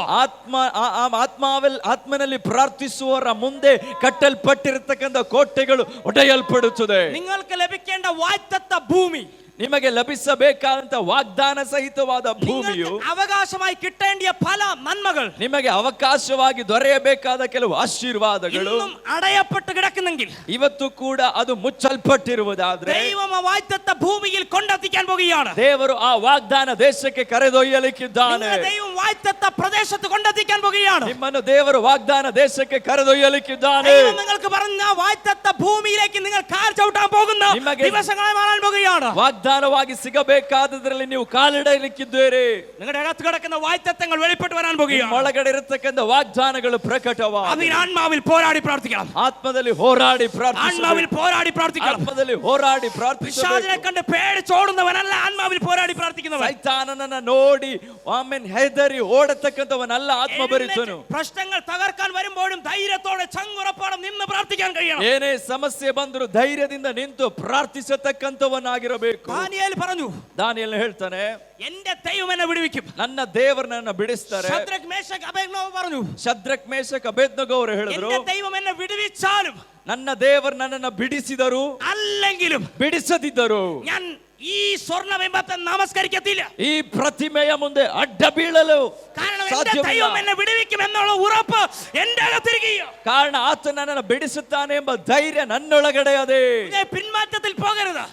ನಿನ್ನನ್ನ ಹಿಂಜಾರುವಿಕೆಗೆ ಕರೆದೊಯ್ಯುವುದಕ್ಕೆ എടുത്തു വെച്ച കാല് പിറകിലോട്ട് വെക്കരുത്. ನೀನು ಮುಂದೆ ಇಟ್ಟಂತ ಕಾಲನ್ನ ಹಿಂದಕ್ಕೆ ಇಡಬೇಡ. ആത്മീകതയിൽ ദൈവം ഉറപ്പിച്ചു നിർത്തിയെങ്കിൽ അവിടെ നിന്നോണം. ಆತ್ಮಿಕತೆಯಲ್ಲಿ ದೇವರು ನಿಲ್ಲಿಸಿದ್ರೆ ಅಲ್ಲೇ ನಿಂತುಕೋ. പോരാടി പ്രാർത്ഥിച്ചോണം. ಹೋರಾಡಿ ಪ್ರಾರ್ಥಿಸು. നിങ്ങൾ ഒരു അത്ഭുതം കാണാൻ പോകുകയാണ്. ನೀವೊಂದು ಅದ್ಭುತವನ್ನ ನೋಡಲಿಕ್ಕೆ, നിങ്ങൾ ഒരു അത്ഭുതം കാണാൻ പോകുകയാണ്. ನೀವೊಂದು ಅದ್ಭುತವನ್ನ നിങ്ങൾ ഒരു അത്ഭുതം ಕಾಣಲಿಕ್ಕೆ, കാണാൻ പോകുകയാണ്. ನೀವೊಂದು ಅದ್ಭುತವನ್ನ ഞാൻ ನೋಡಲಿಕ್ಕೆ. വേഗത്തിൽ പറഞ്ഞ് അവസാനിപ്പിക്കട്ടെ. ಬೇಗದಲ್ಲಿ ಹೇಳಿ ಮುಗಿಸುತ್ತೇನೆ. മധ്യസ്ഥ പ്രാർത്ഥനക്കാർ വിടുതൽ വരുമ്പോൾ മധ്യസ്ഥ പ്രാർത്ഥനക്കാർ മണിക്കൂർ കണക്കിൽ പ്രാർത്ഥിച്ച് വിടുതൽ കൊണ്ടുവരുമ്പോൾ, ಮಧ್ಯಸ್ಥಿಕೆ ವಹಿಸಿ ಪ್ರಾರ್ಥಿಸತಕ್ಕಂಥವರು ಗಂಟೆಗಟ್ಟಲೆ ಪ್ರಾರ್ಥಿಸಿ ಬಿಡುಗಡೆಯನ್ನು ತರುವಾಗ, പോരാടി പ്രാർത്ഥിക്കുന്നവൻ യുദ്ധം ചെയ്ത് വിടുതൽ പ്രാപിക്കും. ಹೋರಾಡಿ ಪ್ರಾರ್ಥಿಸುವಂತವನು ಯುದ್ಧ ಮಾಡಿ ಜಯವನ್ನು ಹೊಂದುತ್ತಾನೆ. Hallelujah, hallelujah, hallelujah, hallelujah. ഇനി ഞാൻ ഒരു വാക്ക് കൂടെ പറഞ്ഞ് വേഗത്തിൽ എന്റെ മുമ്പിൽ സമയം തിരികെയാണ്, വേഗത്തിൽ ഞാൻ പറഞ്ഞു വിടാം. ഒരു വാക്ക് കൂടെ പറഞ്ഞ് വേഗത്തിൽ നമ്മൾ പ്രാർത്ഥനയ്ക്ക് എഴുന്നേൽക്കുകയാണ്. ಇನ್ನೊಂದು ಮಾತನ್ನು ಕೂಡ ಹೇಳಿ ನಾನು ಮುಗಿಸಲು ಬಯಸುತ್ತೇನೆ. ഉപവസിച്ച് പ്രാർത്ഥിക്കുമ്പോൾ നമ്മൾ എന്ത് ചെയ്യണം എന്ന നിയോഗം നമ്മുടെ അകത്ത് കർത്താവ് തരും. ಉಪವಾಸ ಮಾಡಿ ಪ್ರಾರ್ಥಿಸುವಾಗ ನಾವು ಹೇಗೆ ಅದನ್ನ ಮಾಡಬೇಕು ಎಂಬ ಪ್ರೇರಣೆಯನ್ನು ದೇವರು ನಮಗೆ ಕೊಡುತ್ತಾರೆ. നമ്മൾ ഒരുപാട് വർഷമായി കർത്താവിനെ ആരാധിക്കുന്നവരാണ്. ಅನೇಕ ವರ್ಷಗಳಿಂದ ದೇವರನ್ನ ಆರಾಧಿಸುತ್ತಿದ್ದೇವೆ. കർത്താവ് പറയുന്നത് പോലെയൊക്കെ ചെയ്യുന്നുണ്ട്. ದೇವರು ಹೇಳುವಂತದನ್ನೆಲ್ಲ ಮಾಡ್ತಿದ್ದೇವೆ. പക്ഷേ ഇന്ന് വരെ നമുക്ക് നമ്മളെ കുറിച്ചുള്ള ശരിക്കുമുള്ള നിയോഗം നമുക്ക് കിട്ടിയിട്ടില്ല. ಆದ್ರೆ ಇವತ್ತಿನವರೆಗೂ ನಮ್ಮ ಕುರಿತಾಗಿರುವ ಸರಿಯಾದ ಒಂದು ನಿಯೋಗ ನಮಗೆ ಇದುವರೆಗೂ ಸಿಗಲಿಲ್ಲ. ഞാൻ ഇനി എന്തായി തീരണം, ನಾನು ಏನಾಗಬೇಕು, ഞാൻ ക്രിസ്തുവിൽ എന്ത് ചെയ്യണം, ನಾನು ಕ್ರಿಸ್ತನಲ್ಲಿ ಇದ್ದುಕೊಂಡು ಏನನ್ನ ಮಾಡಬೇಕು, എന്നെ കുറിച്ച് ദൈവം ഇഷ്ടം എന്താണ്, ನನ್ನ ಕುರಿತಾಗಿರುವ ದೈವಿಕ ಇಷ್ಟಗಳೇನು എന്ന നിയോഗം ഒന്നും കിട്ടിയിട്ടില്ല ಎಂಬ ಯಾವುದೇ ಆಲೋಚನೆಗಳಿಲ್ಲ. നിങ്ങൾ ഭാരപ്പെട്ടു പോകണ്ട. ನೀವು ಅದಕ್ಕೆ ಬೇಸರ ಪಡಬೇಡಿ. ഉപവസിച്ച് പ്രാർത്ഥിക്കുക. ಉಪವಾಸವಿದ್ದು ಪ್ರಾರ್ಥಿಸಿ. ഉപവസിച്ച് പ്രാർത്ഥിക്കുക. ಉಪವಾಸ ಮಾಡಿ ಪ್ರಾರ್ಥಿಸಿ. നിങ്ങൾ പ്രാർത്ഥിച്ചുകൊണ്ടിരിക്കുന്ന നിമിഷത്തിൽ ദൈവം നിങ്ങൾക്ക് നിയോഗം തരാൻ പോവുക. ನೀವು ಪ್ರಾರ್ಥಿಸಿ ಶುರು ಮಾಡುವಾಗಲೇ ದೇವರು ಆಲೋಚನೆಗಳನ್ನು ಕೊಡುತ್ತಾನೆ. അപ്പോസ്തല പ്രവൃത്തികളുടെ പുസ്തകം 13-ാം അധ്യായം 2-3 വാക്യം. ಅಪೊಸ್ತಲ ಕೃತ್ಯಗಳು 13ನೇ ಅಧ್ಯಾಯ 2-3 ವಾಕ್ಯಗಳು. അപ്പോസ്തല പ്രവൃത്തികളുടെ പുസ്തകം 13:2-3 വാക്യം ഞാൻ പറഞ്ഞു വിടാം. അവിടെ ഒരു നിയോഗം കൊടുക്കുന്നത് കാണാൻ കഴിയുന്നുണ്ട്. ಅಪೊಸ್ತಲ ಕೃತ್ಯಗಳು 13ನೇ ಅಧ್ಯಾಯ 2-3 ವಾಕ್ಯಗಳಲ್ಲಿ ಒಂದು ಆಲೋಚನೆ ಸಿಗುತ್ತಿದೆ. ഒരു നിയോഗം കൊടുക്കുന്നത് കാണാൻ കഴിയുന്നുണ്ട്. ಒಂದು ಆಲೋಚನೆ ಸಿಗುವಂತದನ್ನ ನೋಡಕ್ಕೆ ಸಾಧ್ಯ. ഹല്ലേലൂയ. ಹಾಲೆಲೂಯಾ. നോട്ട് ചെയ്യുന്നവർ എഴുതി എടുത്തോണം, വീട്ടിൽ പോയിട്ട് വായിച്ചോണം. ಒಂದು ವೇಳೆ ಬರೆಯತಕ್ಕಂಥವ್ರು ಬರಿಬಹುದು, ಮನೆಗೆ ಹೋಗಿ ಅದನ್ನ ಓದಿ ನೋಡ್ರಿ. കർത്താവ് നിങ്ങൾക്ക് ചില നിയോഗം തരാൻ പോകും. ಇವತ್ತು ಹಗಲಿನ ವೇಳೆ ಕರ್ತನು ನಿಮಗೆ ಒಂದು ಹೊಸ ಆಲೋಚನೆಗಳನ್ನ ಕೊಡ್ಲಿಕ್ಕಿದ್ದಾನೆ. സ്തോത്രം പറഞ്ഞേ. ಹಾಲೆಲೂಯಾ. സ്തോത്രം പറഞ്ഞേ. ಸ್ತೋತ್ರ. കർത്താവ് ചിലരോട് പറയും, നിങ്ങൾ പ്രവചിക്കാൻ തുടങ്ങിക്കോ. ಕರ್ತನು ಕೆಲವರಿಗೆ ಹೇಳ್ತಿದ್ದಾನೆ, ನೀನು ಪ್ರವಾದಿಸಲಿಕ್ಕೆ ಶುರು ಮಾಡು. കർത്താവ് ചിലരോട് പറയും, നിങ്ങൾ രോഗശാന്തി ശുശ്രൂഷ ചെയ്യാൻ തുടങ്ങിക്കോ. ಕೆಲವರಿಗೆ ದೇವರು ಹೇಳ್ತಿದ್ದಾನೆ, ನೀನು ಆಮೇಲೆ ರೋಗಶಾಂತಿಯ ಆಮೇಲೆ ವರವನ್ನ ಉಪಯೋಗಿಸಲಿಕ್ಕೆ ಶುರು ಮಾಡು. ഇനി ഒന്നും കിട്ടിയില്ലേലും ചിലരോട് കർത്താവ് പറയും, നിങ്ങൾ പ്രാർത്ഥിക്കാൻ തുടങ്ങിക്കോ. ಏನು ಸಿಗದಿದ್ರು ದೇವರು ಇನ್ನು ಕೆಲವರಿಗೆ ಹೇಳ್ತಾನೆ, ನೀನು ಪ್ರಾರ್ಥಿಸಲಿಕ್ಕೆ ಶುರು ಮಾಡು. ഇനി ആരും കേട്ടില്ലേലും നിങ്ങളുടെ സൗണ്ട് അത്ര വളരെ മനോഹരമല്ലെന്ന് നിങ്ങൾക്ക് തോന്നുന്നുണ്ടെങ്കിലും കർത്താവ് നിങ്ങളോട് പറയും, നിങ്ങൾ പാടാൻ തുടങ്ങിക്കോ. ಇನ್ನು ಕೆಲವರಿಗೆ ದೇವರು ಹೇಳ್ತಾರೆ, ನೀನು ಹಾಡ್ಲಿಕ್ಕೆ ಶುರು ಮಾಡು. അങ്ങനെ നിയോഗം നിങ്ങളുടെ അകത്ത് വന്നു വീഴുന്നാൽ അത് ചെയ്യാൻ തുടങ്ങണം. ಆ ರೀತಿ ಒಂದು ಆಲೋಚನೆ ನಿಮಗೆ ಸಿಕ್ಕುವುದಾದ್ರೆ ನೀವು ಅದನ್ನ ಮಾಡ್ಲಿಕ್ಕೆ ಶುರು ഞാൻ ಮಾಡಬೇಕು. ചെയ്താൽ അത് ശരിയാകുമോ എന്ന് ചിന്തിക്കരുത്. ನಾನು ಹೇಳಿದ್ರೆ ಮಾಡಿದ್ರೆ ಅದು ಸರಿ ಆಗುತ್ತದೋ ಇಲ್ಲವೋ ಎಂಬುದಾಗಿ ಆಲೋಚಿಸೋದು ಬೇಡ. മറ്റുള്ളവർ എന്നെ കുറിച്ച് എന്ത് വിചാരിക്കും എന്ന് ചിന്തിക്കരുത്. ಉಳಿದವರು ನನ್ನ ಕುರಿತಾಗಿ ಏನು ಯೋಚಿಸುತ್ತಾರೆ ಎಂಬುದಾಗಿ ನೀನು ಚಿಂತಿಸಬೇಡ. 16ാമത്തെ വയസ്സിൽ കർത്താവ് എനിക്കൊരു നിയോഗം തന്നു. 16ನೇ ವಯಸ್ಸಿನಲ್ಲಿ ದೇವರು ಈ ಸೇವಕರಿಗೊಂದು ಆಲೋಚನೆ ಕೊಟ್ಟರು. 15ാമത്തെ വയസ്സ് മുതൽ ഞാൻ പ്രവചനം കേൾക്കാൻ തുടങ്ങി. 15ನೇ ವಯಸ್ಸಿನಲ್ಲಿ ಪ್ರವಾದನೆಗಳನ್ನ ಕೇಳುತ್ತಿದ್ದರು. 16ാമത്തെ വയസ്സ് ഒരു സുവിശേഷ പ്രവർത്തനത്തിന്റെ പ്രസംഗത്തിന്റെ ഒരു ടൈം ആയിരിക്കും. ದೇವರು 15ನೇ ವಯಸ್ಸಿನಲ್ಲಿ ಮಾತನಾಡಿದರು, 16ನೇ ವಯಸ್ಸಿನಲ್ಲಿ ನೀನು ಸುವಾರ್ತೀಕರಣಕ್ಕಾಗಿ ಪ್ರಸಂಗಕ್ಕಾಗಿ ಇಳಿಯುತ್ತಿ ಎಂಬುದಾಗಿ. ഞാൻ നോക്കിയപ്പോൾ എന്റെ പപ്പയും അമ്മയും ഒരു ഹൈന്ദവ ബാക്ക്ഗ്രൗണ്ടും RC ബാക്ക്ഗ്രൗണ്ടും ആയിട്ട് ഇങ്ങനെ നിൽക്കുകയാണ്. ಅಷ್ಟೊತ್ತಿಗೆ ಇವರ ತಂದೆ ತಾಯಿ ರಕ್ಷಣೆ ಹೊಂದಿರಲಿಲ್ಲ. ഒരു മിക്സർ കുടുംബത്തിൽ നിൽക്കുകയാണ്. ಇವರ ತಾಯಿ ರೋಮನ್ ಕ್ಯಾಥೋಲಿಕ್ ಅಲ್ಲಿ ಇದ್ದಾರೆ, ತಂದೆ ಒಬ್ಬ ಹಿಂದೂ ವ್ಯಕ್ತಿಯಾಗಿದ್ದರು. എന്റെ പപ്പ പാസ്റ്റർ അല്ല, ಅವರ ತಂದೆ ಪಾಸ್ಟರ್ ಅಲ್ಲ. ഒരു പാസ്റ്ററിന്റെ മകന് പാസ്റ്റർ ആകാൻ വളരെ എളുപ്പമാണ്. ಒಬ್ಬ ಪಾಸ್ಟರ್ನ ಮಗನಿಗೆ ಪಾಸ್ಟರ್ ಆಗ್ಲಿಕ್ಕೆ ಈಸಿ ಆಗುತ್ತೆ. ഒരു ടീച്ചറിന്റെ മകന് ടീച്ചർ ആകാൻ വളരെ എളുപ്പമാണ്. ಒಬ್ಬ ಟೀಚರ್ನ ಮಗ ಟೀಚರ್ ಆಗ್ಲಿಕ್ಕೆ ಈಸಿ ಆಗುತ್ತೆ. ഹല്ലേലൂയ. ഹല്ലേലൂയ. എന്നെ സഹായിക്കാനോ എനിക്കൊരു വേദി തരാനോ എന്നെ ഒന്ന് പ്രോത്സാഹിപ്പിക്കാനോ അന്ന് ആരുമില്ല. ಆ ಸಮಯದಲ್ಲಿ ನನಗೆ ಸಹಾಯ ಮಾಡುವುದಕ್ಕೆ, ನನ್ನ ಪ್ರೋತ್ಸಾಹಿಸುವುದಕ್ಕೆ ಯಾರೂ ಇರಲಿಲ್ಲ. ആരോടെങ്കിലും ചോദിച്ചു കഴിഞ്ഞാൽ അവർ പറയും, ചെന്നിരുന്ന് പ്രാർത്ഥിക്കുവാൻ എന്ന് പറയും. ಯಾರಿಗಾದ್ರೂ ಕೇಳಿದ್ರೆ ಅವರು ಹೇಳ್ತಾರೆ, ಮೊದಲು ನೀನು ಹೋಗಿ ಪ್ರಾರ್ಥನೆ ಮಾಡು ಅಂತ. ആ സമയത്ത് കർത്താവ് എന്നോട് പറഞ്ഞു, ಆ ಸಮಯದಲ್ಲಿ ದೇವರು ನನಗೆ ಹೇಳಿದ್ರು, നിന്റെ 16ാമത്തെ വയസ്സ് നിന്റെ അത്ഭുതത്തിന്റെ വയസ്സായിരിക്കും. ನಿನ್ನ 16ನೇ ವಯಸ್ಸು ಒಂದು ಅದ್ಭುತದ ವಯಸ್ಸಾಗಿರುತ್ತದೆ. ഹല്ലേലൂയ. ഹല്ലേലൂയ. പ്രൊഫറ്റിക്കൽ വേർഡ് എനിക്ക് വിശ്വസിക്കാൻ പറ്റുന്നതിലും അപ്പുറമായിരുന്നു കർത്താവ് പറഞ്ഞ വാക്ക്. ಆ ಪ್ರವಾದನ ವಾಕ್ಯಗಳು ನನ್ನ ನಂಬಿಕೆಗೂ ಮೀರುವಂತದಾಗಿತ್ತು. എങ്കിലും വിശ്വസിച്ചു, ಆದರೂ ನಂಬಿದನು. നിയോഗം എന്റെ അകത്തുണ്ടായിരുന്നത് കൊണ്ട്, ಆ ಒಂದು ಆಲೋಚನೆ ನನ್ನ ಒಳಗಡೆ ಇದ್ದುದರಿಂದ, എന്റെ ബർത്ത്ഡേയുടെ അന്ന്, ಅದು ಇವರ ಬರ್ತ್ಡೇ ದಿವಸವಾಗಿತ್ತು. എന്റെ 16ാമത്തെ വയസ്സിലേക്ക് പ്രവേശിക്കുന്ന ദിവസം അന്ന് തന്നെ 16ನೇ ಆ ಬರ್ತ್ಡೇ ದಿವಸವೇ കർത്താവ് എനിക്ക് വേണ്ടി ആദ്യത്തെ പ്രസംഗത്തിന്റെ വേദി ഒരുക്കി. ದೇವರು ಮೊದಲನೇದಾಗಿ ಒಂದು ಸ್ಟೇಜ್ ಅನ್ನು ಸಿದ್ಧಪಡಿಸಿದರು. ಹಲ್ಲೆಲೂಯ. അന്ന് തുടങ്ങിയ ഓട്ടം, ಅವತ್ತು ಶುರು ಮಾಡಿದಂತ ಈ ಓಟವು ഇതുവരെയും ഓടാൻ കർത്താവ് സഹായിച്ചു. ಇವತ್ತು ನಾನು ಓಡುತ್ತಿದ್ದೇನೆ. അനേകം വേദികൾ കർത്താവ് എനിക്ക് തന്നു. ಅನೇಕ ವೇದಿಕೆಗಳನ್ನು ದೇವರು ಕೊಟ್ಟರು. 2 ചർച്ച കർത്താവ് എനിക്ക് തന്നു. 2 ಸಭೆಗಳನ್ನು ಕೊಟ್ಟರು. ഇപ്പോൾ ഒരു ചെറിയ പ്രവർത്തനം ചെയ്തുകൊണ്ടിരിക്കുക. ಈಗ ಒಂದು ಸಣ್ಣ ಸೇವೆ ಮಾಡುತ್ತಿದ್ದೇನೆ. എന്റെ വിവാഹത്തിന് മുമ്പ് തന്നെ കുഞ്ഞു പ്രായത്തിൽ അനേകം മുതിർന്നവരെ നയിക്കാൻ കർത്താവ് എന്റെ അകത്ത് ജ്ഞാനം പകർന്നു തന്നു. ಆಮೇಲೆ ಸಣ್ಣ ವಯಸ್ಸಲ್ಲೇ, ಮದುವೆಗಿಂತ ಮೊದಲೇ ಅನೇಕ ಪ್ರಾಯಸ್ಥರನ್ನ ದೇವರ ಕಡೆಗೆ ನಡೆಸಲಿಕ್ಕೆ ದೇವರು ಉಪಯೋಗಿಸಿದರು. വിവാഹത്തിന് മുമ്പ് തന്നെ അനേകം കുടുംബ പ്രശ്നങ്ങളെ പോലും സോൾവ് ചെയ്യാൻ കർത്താവ് എന്റെ അകത്ത് ജ്ഞാനം തന്നു. ವಿವಾಹಕ್ಕಿಂತ ಮೊದಲೇ ಅನೇಕ ಕೌಟುಂಬಿಕ ಸಮಸ್ಯೆಗಳನ್ನು ಪರಿಹರಿಸಲಿಕ್ಕೆ ದೇವರು ನನಗೆ ಜ್ಞಾನವನ್ನ ಕೊಟ್ಟರು. ദൈവം ഒരുവനെ നിയോഗിച്ചാൽ ആ നിയോഗത്തിൽ നിന്ന് മാറ്റിക്കളയാൻ ഒരു വ്യക്തിക്കും കഴിയത്തില്ല. ದೇವರು ಒಬ್ಬನನ್ನ ನೇಮಿಸುವಾಗ ಆ ನೇಮಕದಿಂದ ಅವನನ್ನ ತಳ್ಳಿ ಹಾಕಲು ಯಾರಿಗೂ ಸಾಧ್ಯವಿಲ್ಲ. നോട്ടത്തിൽ ചെറുതായിരിക്കാം, ನೋಡುವಾಗ ಸಣ್ಣ ವ್ಯಕ್ತಿ വാക്കിൽ ಆಗಿರಬಹುದು, സാമർഥ്യമില്ലായിരിക്കാം, ಮಾತುಗಳಲ್ಲಿ ಸಾಮರ್ಥ್ಯವಿಲ್ಲದಿರಬಹುದು. കർത്താവ് നിങ്ങൾക്ക് നിയോഗം തന്നിട്ടുണ്ടെങ്കിൽ നിങ്ങൾ എഴുന്നേൽക്കാൻ പോകുക. ಆದರೆ ನಿಮ್ಮೊಳಗಡೆ ಒಂದು ಆಲೋಚನೆ ದೇವರು ಕೊಟ್ಟಿದ್ದಲ್ಲಿ ಅದು ನಡೆಯಲಿಕ್ಕಿದೆ. ഞാൻ കഴിഞ്ഞ ദിവസം പറഞ്ഞു, പത്രോസിന്റെ അകത്ത് നിയോഗമുള്ളത് കൊണ്ട്, ಪೇತ್ರನ ಒಳಗಡೆ ಆ ಒಂದು ಪ್ರೇರಣೆ ಅಥವಾ ಆಲೋಚನೆ ಇದ್ದುದರಿಂದ ബാക്കി 11 ശിഷ്യന്മാരും നോക്കി നിൽക്കേ, ಉಳಿದ 11 ಮಂದಿ ಶಿಷ್ಯರು ನೋಡಿ ನಿಂತಿರುವಾಗಲೇ ഒരു കൊച്ചു ബാലികയുടെ മുമ്പിൽ യേശുവിനെ തള്ളിപ്പറഞ്ഞ ഭീരുത്വമുള്ള പത്രോസ്, ಒಂದು ಸಣ್ಣ ಹುಡುಗಿಯ ಮುಂದೆ ಯೇಸುವನ್ನ ಆಮೇಲೆ ಅಲ್ಲಗಳೆದಂತಹ ಒಬ್ಬ ಪೇತ್ರನ, ಒಬ್ಬ ಹೇಡಿಯಾದಂತಹ ಪೇತ್ರನಿಗೆ നിയോഗം അകത്തു വന്നതോടുകൂടി ധൈര്യത്തോടെ എഴുന്നേറ്റ് നിന്നു. ಆ ಒಂದು ನಡೆಸಲ್ಪಡುವಿಕೆ ಅವನೊಳಗಡೆ ಬಂದುದರಿಂದ ಅವನಿಗೆ ಧೈರ್ಯ ಉಂಟಾಯಿತು. പേടിച്ച പത്രോസിന്റെ മുമ്പിൽ പട്ടണങ്ങൾ കീഴടങ്ങാൻ തുടങ്ങി. ಆ ಭಯಭ್ರಾಂತನಾದಂತಹ ಪೇತ್ರನ ಮುಂದೆ ಈಗ ಪಟ್ಟಣಗಳು ತಲೆಬಾಗ್ಲಿಕ್ಕೆ ಶುರುವಾದವು. എന്തുകൊണ്ട് പട്ടണങ്ങൾ കീഴടങ്ങി എന്ന് പത്രോസ് തന്നെ കൃത്യമായി പറഞ്ഞിട്ടുണ്ട്. ಯಾತಕ್ಕಾಗಿ ಪಟ್ಟಣಗಳು ಅವನ ಮುಂದೆ ಶರಣಾದವು ಅಂತ ಪೇತ್ರನೇ ಅದನ್ನು ಹೇಳ್ತಾನೆ. അപ്പോസ്തല പ്രവൃത്തികളുടെ പുസ്തകം 3-ാം അധ്യായം 1-ാം വാക്യത്തിൽ ಅಪೊಸ್ತಲ ಕೃತ್ಯಗಳು 3ನೇ ಅಧ್ಯಾಯ 1ನೇ ವಚನದಲ್ಲಿ 9 മണി നേരം പ്രാർത്ഥനാ നേരത്ത് പ്രാർത്ഥിപ്പാൻ ദൈവാലയത്തിൽ അദ്ദേഹം പോയി. ಸುಮಾರು 3 ಗಂಟೆ ಸಮಯದಲ್ಲಿ ಪ್ರಾರ್ಥನೆಗಾಗಿ ಅವನು ದೇವಾಲಯಕ್ಕೆ ಹೋಗುತ್ತಿದ್ದಾನೆ. നിങ്ങൾ പ്രാർത്ഥനയുള്ളവരാണോ? ನೀವು ಪ್ರಾರ್ಥನೆ ഈ ಉಳ್ಳವರಾಗಿದ್ದೀರೋ? പകൽ ഞാൻ നിങ്ങളോട് പറയുന്നു, ಇವತ್ತು ಹಗಲ ವೇಳೆ ನಿಮಗೆ ಹೇಳುತ್ತೇನೆ, നിങ്ങൾ പട്ടണങ്ങളെ കീഴ്മേൽ മറിക്കുന്നവരായി തീരാൻ പോകുകയാണ്. ನೀವು ಪಟ್ಟಣಗಳನ್ನ ಸ್ವಾಧೀನಪಡಿಸುತ್ತೀರಿ. നിങ്ങളുടെ മേൽ അസാധാരണമായ ഒരു അഭിഷേകം ദൈവം പകരാൻ ആഗ്രഹിക്കുന്നു. ನಿಮ್ಮೊಳಗಡೆ ಒಂದು ಅಸಾಧಾರಣವಾದ ಅಭಿಷೇಕವನ್ನು ಆತನು ಕೊಡಲಿಕ್ಕೆ ആരും ചിന്തിച്ചിട്ടില്ലാത്ത തലത്തിൽ ദൈവം നിങ്ങളെ ഉപയോഗിക്കാൻ പോകുന്നു. ಯಾರು ಯೋಚಿಸದೆ ಇರತಕ್ಕಂತ ಆಮೇಲೆ ಹಂತಗಳಲ್ಲಿ ದೇವರು ನಿಮ್ಮನ್ನು ಉಪಯೋಗಿಸುತ್ತಾರೆ. ഹല്ലേലൂയ. ಹಲ್ಲೆಲೂಯಾ. അപേക്ഷിച്ച് പ്രാർത്ഥിക്കാം, ಆಗ ಕೇಳಿ ಪ್ರಾರ್ಥಿಸಬಹುದು, യാചിച്ച് പ്രാർത്ഥിക്കാം, ಬೇಡುತ್ತಾ ಪ್ರಾರ್ಥಿಸಬಹುದು, ഹല്ലേലൂയ. മധ്യസ്ഥ ചെയ്ത് പ്രാർത്ഥിക്കാം, ಮಧ್ಯಸ್ಥಿಕೆ ವಹಿಸಿ ಪ್ರಾರ್ಥಿಸಬಹುದು, പോരാടി പ്രാർത്ഥിക്കാം. ನಾಲ್ಕನೇದಾಗಿ ಹೋರಾಡಿ ಪ್ರಾರ್ಥಿಸಬಹುದು. ഇതിലേത് തലമാണ് നമുക്ക് ആവശ്യം? ಈ ಯಾವ ಹಂತ ನಮಗೆ ಬೇಕಾಗಿದೆ ಇವತ್ತು? ആദ്യം പറഞ്ഞ രണ്ടാണോ അവസാനം പറഞ്ഞ രണ്ടാണോ? ಮೊದಲು ಹೇಳಿದ ಎರಡಾಗಿದ್ಯಾ, ಕೊನೆಗಾಗಿ ಹೇಳಿದ ಎರಡಾಗಿದ್ಯಾ? ദൈവം അതിനുവേണ്ടി ദൈവം നിങ്ങളെ ആക്കി വെക്കാൻ പോകുകയാണ്. ಆ ಒಂದು ಹಂತದಲ್ಲಿ ದೇವರು ಇವತ್ತು ನಿಮ್ಮನ್ನು ನಡೆಸಲಿ. ദൈവം അതിനുവേണ്ടി നിങ്ങളെ ആക്കി വെക്കാൻ പോകുകയാണ്. ಅದಕ್ಕೋಸ್ಕರ ದೇವರು ನಿಮ್ಮನ್ನು ನೇಮಿಸುತ್ತಾರೆ. ആഗ്രഹിക്കുന്ന എത്ര പേരുണ്ട്? ആ കരങ്ങൾ ഉയർത്തിപ്പിടിച്ചൊന്ന് ಅದನ್ನ ಬಯಸತಕ್ಕಂಥವರು ನಿಮ್ಮ ಬಲಗೈನ ಮೇಲೆ ಕೆತ್ತಿ, വേഗത്തിൽ എഴുന്നേറ്റ് നിൽക്കാം. ಅವರು ಎದ್ದು ನಿಂತುಕೊಳ್ಳಿ, ಬಲಗೈನ ಮೇಲೆ ಕೆತ್ತಿ ಎದ್ದು ನಿಂತುಕೊಳ್ಳಿ, ಅಂತವರು ಮಾತ್ರ വേഗത്തിൽ എഴുന്നേറ്റ് നിൽക്കാം. ആ കരങ്ങൾ ഉയർത്തിപ്പിടിച്ചവർ വേഗത്തിൽ മുന്നോട്ട് വരാം.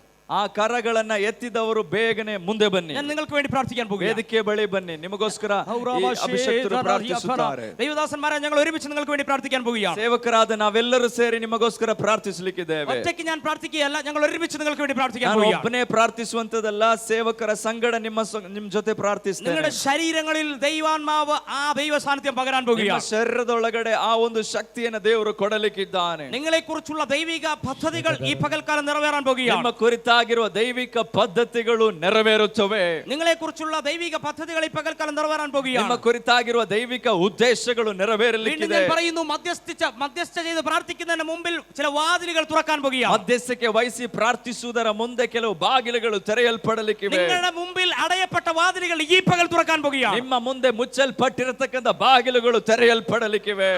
നിങ്ങൾ മറ്റുള്ളവരുടെ ഇടയിലേക്ക് പകർന്നു കൊടുക്കാൻ നിങ്ങളുടെ അകത്ത് അഭിഷേകം നിറയണം. ಇನ್ನೊಬ್ಬರಿಗೆ ಹಂಚಿ ಕೊಡುವಷ್ಟು ಅಭಿಷೇಕ ನಿಮ್ಮೊಳಗೆ ತುಂಬಿ ತುಳುಕಬೇಕು. നിങ്ങളുടെ അകത്ത് അഭിഷേകം നിറയാൻ പോകുകയാണ്. ನಿಮ್ಮೊಳಗಡೆ ಅದು ತುಂಬಲ್ಪಡಬೇಕಾಗಿದೆ. നിങ്ങളുടെ അകത്ത് അഭിഷേകം നിറയാൻ പോകുകയാണ്. ಒಳಗಡೆ ಅಭಿಷೇಕವು ತುಂಬಲ್ಪಡಲಿಕ್ಕಿವೆ. ദൈവം നിങ്ങളെ തീ കൊണ്ട് അഭിഷേകം ചെയ്യാൻ പോകുകയാണ്. ನಿಮ್ಮನ್ನು ಬೆಂಕಿಯಿಂದಲೂ ಅಭಿಷೇಕಿಸುತ್ತಾನೆ. കർത്താവ് പറഞ്ഞ പ്രവചനത്തിന്റെ നിവർത്തി ഈ പകലിൽ ഇതിനകത്ത് നടക്കാൻ പോകുകയാണ്. ಆ ಪ್ರವಾದನೆಯ ನೆರವೇರಿಕೆ ಇಂದು ಹಗಲ ವೇಳೆ ಇಲ್ಲಿ ನಡೆಯುತ್ತದೆ. എല്ലാ വഴികളും തുറന്നു, ಎಲ್ಲ ಬಾಗಿಲುಗಳು ತೆರೆಯಲ್ಪಡಲಿ. ഉച്ചത്തിൽ എല്ലാ വഴികളും തുറന്നാട്ടെ. ಎಲ್ಲರೂ ಆಮೆನ್ ಬಾಯಿಗಳನ್ನ ತೆರೆದು ಪ್ರಾರ್ಥಿಸಿರಿ. ശക്തിയോടെ കർത്താവിന് ആരാധന കൊടുത്താട്ടെ. ಶಕ್ತಿಯಾಗಿ ಪ್ರಾರ್ಥಿಸಿರಿ. കർത്താവിന് ശക്തിയോടെ ആരാധന കൊടുത്താട്ടെ. ಶಕ್ತಿಯಾಗಿ ಆತನನ್ನು ಮಹಿಮೆ ಪಡಿಸಿರಿ. നമ്മൾ യേശുവിന് വേണ്ടി മാത്രം ആരാധന കൊടുത്താട്ടെ. ಯೇಸುವಿಗೆ ಮಾತ್ರ ಮಹಿಮೆ ಪಡಿಸಿರಿ. യേശുവിന് വേണ്ടി മാത്രം ആരാധന കൊടുത്താട്ടെ. ಯೇಸುವಿಗೆ ಒಂದು ಆರಾಧನೆಯನ್ನು ഈ ಸಲ್ಲಿಸಿರಿ. പകൽ ആരാധിക്കുന്ന നിങ്ങൾ അസാധാരണമായ ഒരു വ്യക്തിയായി ಹಗಲ മാറുകയാണ്. ವೇಳೆ ಆರಾಧಿಸುವ ನೀನು ಒಬ್ಬ ಅಸಾಧಾರಣ ವ್ಯಕ್ತಿಯಾಗಿ ಮಾರ್ಪಡುತ್ತೆ. നഷ്ടപ്പെട്ട പ്രാർത്ഥനയുടെ അഭിഷേകം നിങ്ങളുടെ മേൽ കർത്താവ് പകരുകയാണ്. ನಷ್ಟ ಹೊಂದಿದಂತ ಪ್ರಾರ್ಥನಾ ಜೀವಿತವನ್ನು ಆತನು ಹಿಂತಿರುಗಿಸುತ್ತಾನೆ. ಎಲ್ಲ ಕಣ್ಣುಗಳು ಮಡಚು, ಎಲ್ಲ ಕಣ್ಣುಗಳು ಮಡಚು, ಎಲ್ಲ ಕಣ್ಣುಗಳು ಮುಚ್ಚಲ್ಪಟ್ಟು ಬಾಯಿಗಳನ್ನು ತೆರೆದು ಆತನನ್ನು ಆರಾಧಿಸಿರಿ, ಆತನ ಮಹಿಮೆ ಪಡಿಸಿರಿ. ആ ദൈവശക്തി ചലിക്കുക, ദൈവശക്തി ചലിക്കുക. ശക്തി ചലിಸುತ್ತಿದೆ. പരിശുദ്ധാത്മാവ് നിങ്ങളെ തൊടാൻ തുടങ്ങുകയാണ്. പവിത്രാത്മന ശക്തി ചലിಸುತ್ತಿದೆ. തൊടാൻ തുടങ്ങുകയാണ്. പരിശുദ്ധാത്മന ചലിಸುತ್ತಿದ್ದಾನೆ. ಬೆಂಕಿಯ ಅಭಿಷೇಕವು സ്വീകരിച്ചോ. ಸ್ವೀಕಾರ ಮಾಡಿ അഭിഷേകത്തിന്റെ ശക്തി സ്വീകരിച്ചോ. ಅಭಿಷೇಕದ ಶಕ್ತಿಯನ್ನು ಸ್ವೀಕಾರ ಮಾಡಿ.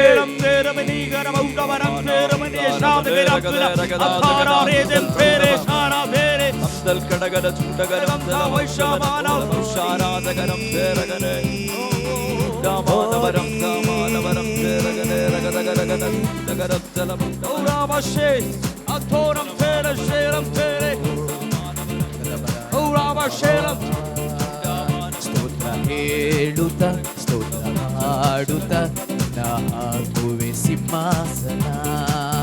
ಸ್ತೋತ್ರ ಹೇಳುತ್ತ ಸ್ತೋತ್ರ ಹಾಡುತ್ತ ಹಾಕುವೆ ಸಿಂಹಾಸನ. ಪವಿತ್ರನಿ ಪರಿಶುದ್ಧನಿ ನಿನ್ನ ಹೊಗಳಿ ಹಾಡುವೆನಾ. ಪವಿತ್ರನಿ ಪರಿಶುದ್ಧನಿ ನಿನ್ನ ಹೊಗಳಿ ಹಾಡುವೆನಾ. ಸ್ತೋತ್ರಕ್ಕೆ ಸ್ತುತಿಗೆ ಯೋಗ್ಯನು ನೀನಲ್ಲವೇ. ಸ್ತೋತ್ರಕ್ಕೆ ಸ್ತುತಿಗೆ ಯೋಗ್ಯನು ನೀನಲ್ಲವೇ. ಸ್ತೋತ್ರಕ್ಕೆ ಸ್ತುತಿಗೆ ಯೋಗ್ಯನು ನೀನಲ್ಲವೇ. ಚಪ್ಪಾಳೆಯೊಂದಿಗೆ ಸ್ತೋತ್ರ. ಪರಿಶುದ್ಧಾತ್ಮನು ಚಲಿಸುತ್ತಿದ್ದಾನೆ ಶಕ್ತವಾಗಿ.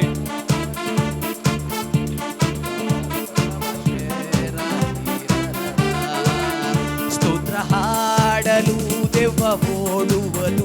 ಸ್ತೋತ್ರ ಹೇಳಲು ರೋಗ ಗುಣವಾಗುವುದು. ಸ್ತೋತ್ರ ಹಾಡಲು ದೆವ್ವ ಓಡುವುದು. ಅಸಾಧಾರಣವಾದ ಅಭಿಷೇಕದ ಕಾಲ. ರೋಗ ಗುಣವಾಗುವುದು. ಸ್ತೋತ್ರಕ್ಕೆ ಸ್ತುತಿಗೆ ಯೋಗ್ಯನು ನೀನಲ್ಲವೇ. ಸ್ತೋತ್ರಕ್ಕೆ ಇವನ ಕುರಿತುള്ള ಕಥೆಯಲ್ಲಿ ಕರ್ತಾವಿന്റെ പദ്ധതികൾ നിറവേറട്ടെ. ಇವನ ಕುರಿತಾಗಿರುವ ಪದ್ಧತಿಗಳು ಪ್ರಕಟವಾಗಲಿ. തകർത്ത് കളഞ്ഞ ചില മണനെ പരിശുദ്ധാത്മ തൊടട്ടെ. ನಾಶ ಮಾಡುವುದಕ್ಕಾಗಿ ಬರುವ ದುಷ್ಟ ಶಕ್ತಿಗಳು കർത്താവിന്റെ വലിയ കൃപ ഈ പകൽക്കാലം നിനക്ക് തുറക്കുക. നിന്റെ ശരീരത്തെ കർത്താവ് തൊടുകയാണ്. കർത്താവിനെ തൊടുകയാണ്. കർത്താവിനെ തൊടുകയാണ്. കർത്താവിന്റെ പ്രിയ സഹോദരൻ കർത്താവ് തൊടട്ടെ. ഒരു അഭിഷേകത്തിന്റെ ജീവനം ഇറങ്ങട്ടെ. അഭിഷേകത്തിന്റെ ജീവനം ഇറങ്ങട്ടെ. അഭിഷേകത്തിന്റെ ജീവനം ഇറങ്ങട്ടെ. ಅಸಾಧಾರಣವಾದ ಜೀವನ ಇರಲಿ. ಸ್ತೋತ್ರ ಹೇಳುತ್ತ ಹಾಕುವೆ ಸಿಂಹಾಸನ.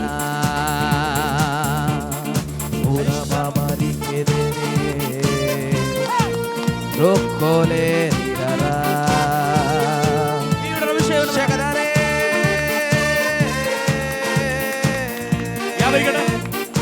അഭിഷേകത്തിന്റെ ജീവനമല്ല. പ്രാർത്ഥനയിൽ പോരാടി പ്രാർത്ഥിക്കാൻ അസാധാരണമായ ജീവനിൽ പരിശുദ്ധാത്മാവ് ഇവരെ അഭിഷേകം ചെയ്യുകയാണ്. ഈ സമയത്ത് കർത്താവിന്റെ തീ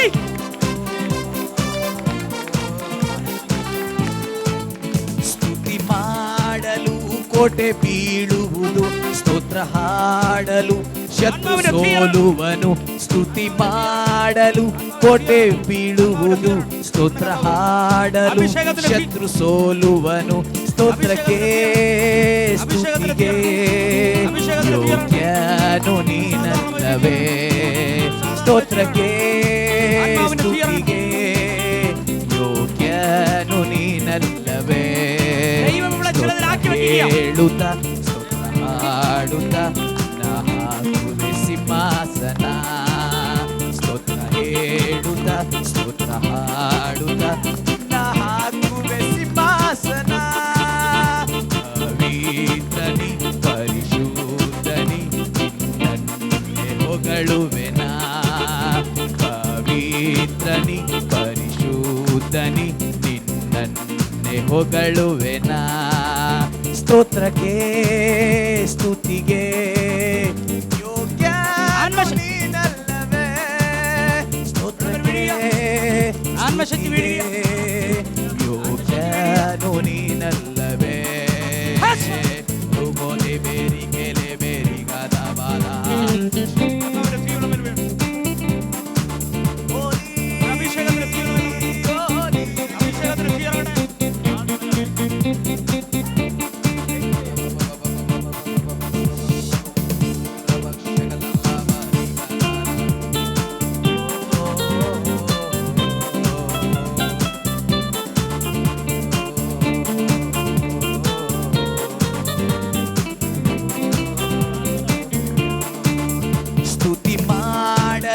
ಬಂಧನ ಮುರಿಯುವುದು. ಸ್ತೋತ್ರ ಹಾಡಲು ಬೇಡಿ ಕಳಚುವುದು. ಸ್ತುತಿ ಮಾಡಲು ಬಂಧನ ಮುರಿಯುವುದು. ಸ್ತೋತ್ರ ಹಾಡಲು ಬೇಡಿ ಕಳಚುವುದು.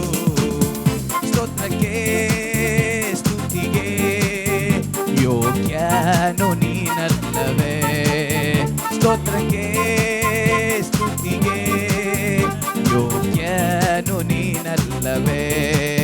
ಸ್ತೋತ್ರಕ್ಕೆ ಸ್ತುತಿಗೆ ಯೋಗ್ಯನು ನೀನಲ್ಲವೇ. ಸ್ತೋತ್ರ ಹೇಳುತ್ತ ಸ್ತೋತ್ರ ಹಾಡುತ್ತ ನಾ ಹಾಕುವೆ ಸಿಂಹಾಸನ. ಸ್ತೋತ್ರ ಹೇಳುತ್ತ ಸ್ತೋತ್ರ ಹಾಡುತ್ತ ನಾ ಹಾಕುವೆ ಸಿಂಹಾಸನ. ಪವಿತ್ರನಿ ಪರಿಶುದ್ಧನಿ ನಿನ್ನನ್ನೇ ಹೊಗಳುವೆನ. ಪವಿತ್ರನಿ ಪರಿಶುದ್ಧನಿ ನಿನ್ನನ್ನೇ ಹೊಗಳುವೆನ. ಪವಿತ್ರನಿ ಪರಿಶುದ್ಧನಿ ನಿನ್ನನ್ನೇ ಹೊಗಳುವೆನ. ಸ್ತೋತ್ರಕ್ಕೆ ಸ್ತುತಿಗೆ ಯೋಗ್ಯನು ನೀನಲ್ಲವೇ. ಸ್ತೋತ್ರಕ್ಕೆ ಸ್ತುತಿಗೆ ಯೋಗ್ಯನು ನೀನಲ್ಲವೇ. ಯೋಗ್ಯನು ನೀನಲ್ಲವೇ. ಯೆಹೂದ ಕುಲದ ಸಿಂಹವೇ ಸ್ತೋತ್ರ. ಸ್ತೋತ್ರಕ್ಕೆ ಪಾತ್ರನೇ ಸ್ತೋತ್ರ.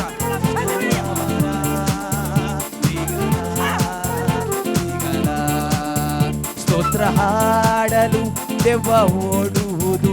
ಸ್ತೋತ್ರ ಹೇಳಲು ರೋಗ ಗುಣವಾಗುವುದು. ಸ್ತುತಿ ಮಾಡಲು ದೆವ್ವ ಓಡುವುದು. ಸ್ತೋತ್ರ ಹಾಡಲು ರೋಗ ಗುಣವಾಗುವುದು. ಸ್ತೋತ್ರಕ್ಕೆ ಸ್ತುತಿಗೆ ಯೋಗ್ಯನು ನೀನಲ್ಲವೇ. ಸ್ತೋತ್ರಕ್ಕೆ ಸ್ತುತಿಗೆ ಯೋಗ್ಯನು ನೀನಲ್ಲವೇ.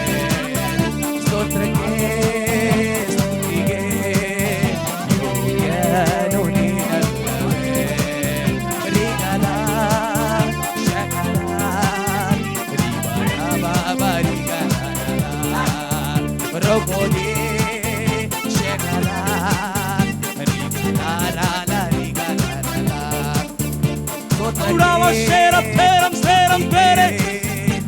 ಯೋಗ್ಯನು ನೀನಲ್ಲವೇ. ಯೋಗ್ಯನು ನೀನಲ್ಲವೇ. ಸ್ತುತಿ ಮಾಡಲು ಕೋಟೆ ಬೀಳುವುದು. ಸ್ತೋತ್ರ ಹಾಡಲು ಶತ್ರು ಸೋಲುವನು. ಸ್ತುತಿ ಮಾಡಲು ಕೋಟೆ ಬೀಳುವುದು. ಸ್ತೋತ್ರ ಹಾಡಲು ಶತ್ರು ಸೋಲುವನು. ಸ್ತೋತ್ರಕ್ಕೆ ಸ್ತುತಿಗೆ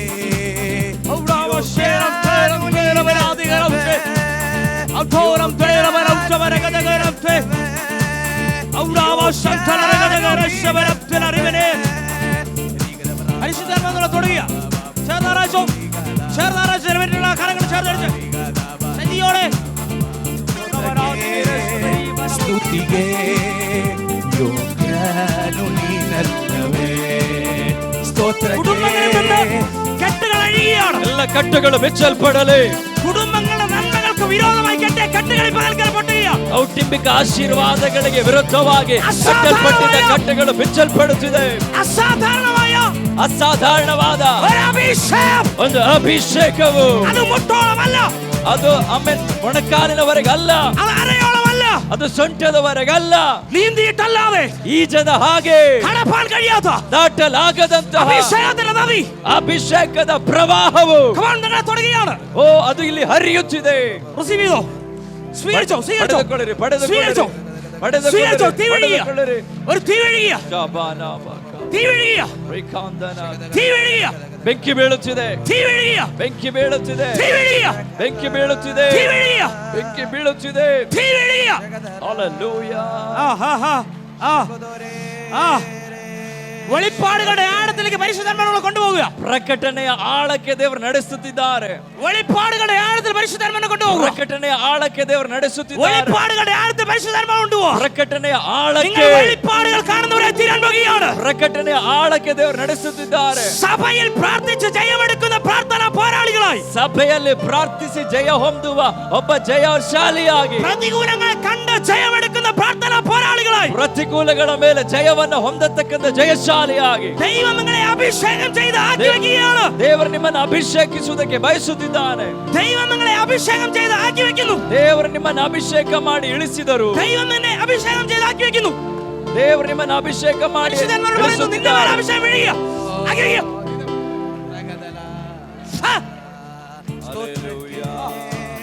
ಸ್ತುತಿಗೆ നിയോഗം വീഴുന്നു പരിശുദ്ധനോട് പറഞ്ഞു നിയോഗം വീഴുകയാണ്. ಆ ಒಂದು ನಡೆಸಲ್ಪಡುವಿಕೆ ಬೀಳುತ್ತಿದೆ. ഇല്ല കഴിഞ്ഞിട്ടില്ല. ബാല്യക്കാരുടെ ഒരു കൂട്ടം എഴുന്നേൽക്കാൻ പോകുക. ಯೌವನಸ್ಥರ ಒಂದು ಗುಂಪು ಎಬ್ಬಿಸಲ್ಪಡುತ್ತಿದೆ.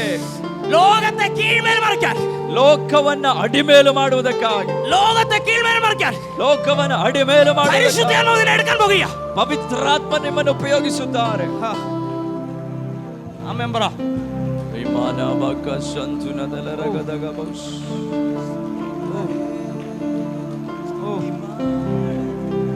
ആ അങ്ങളെ മുന്നോട്ട് കൊണ്ടുവന്നേ.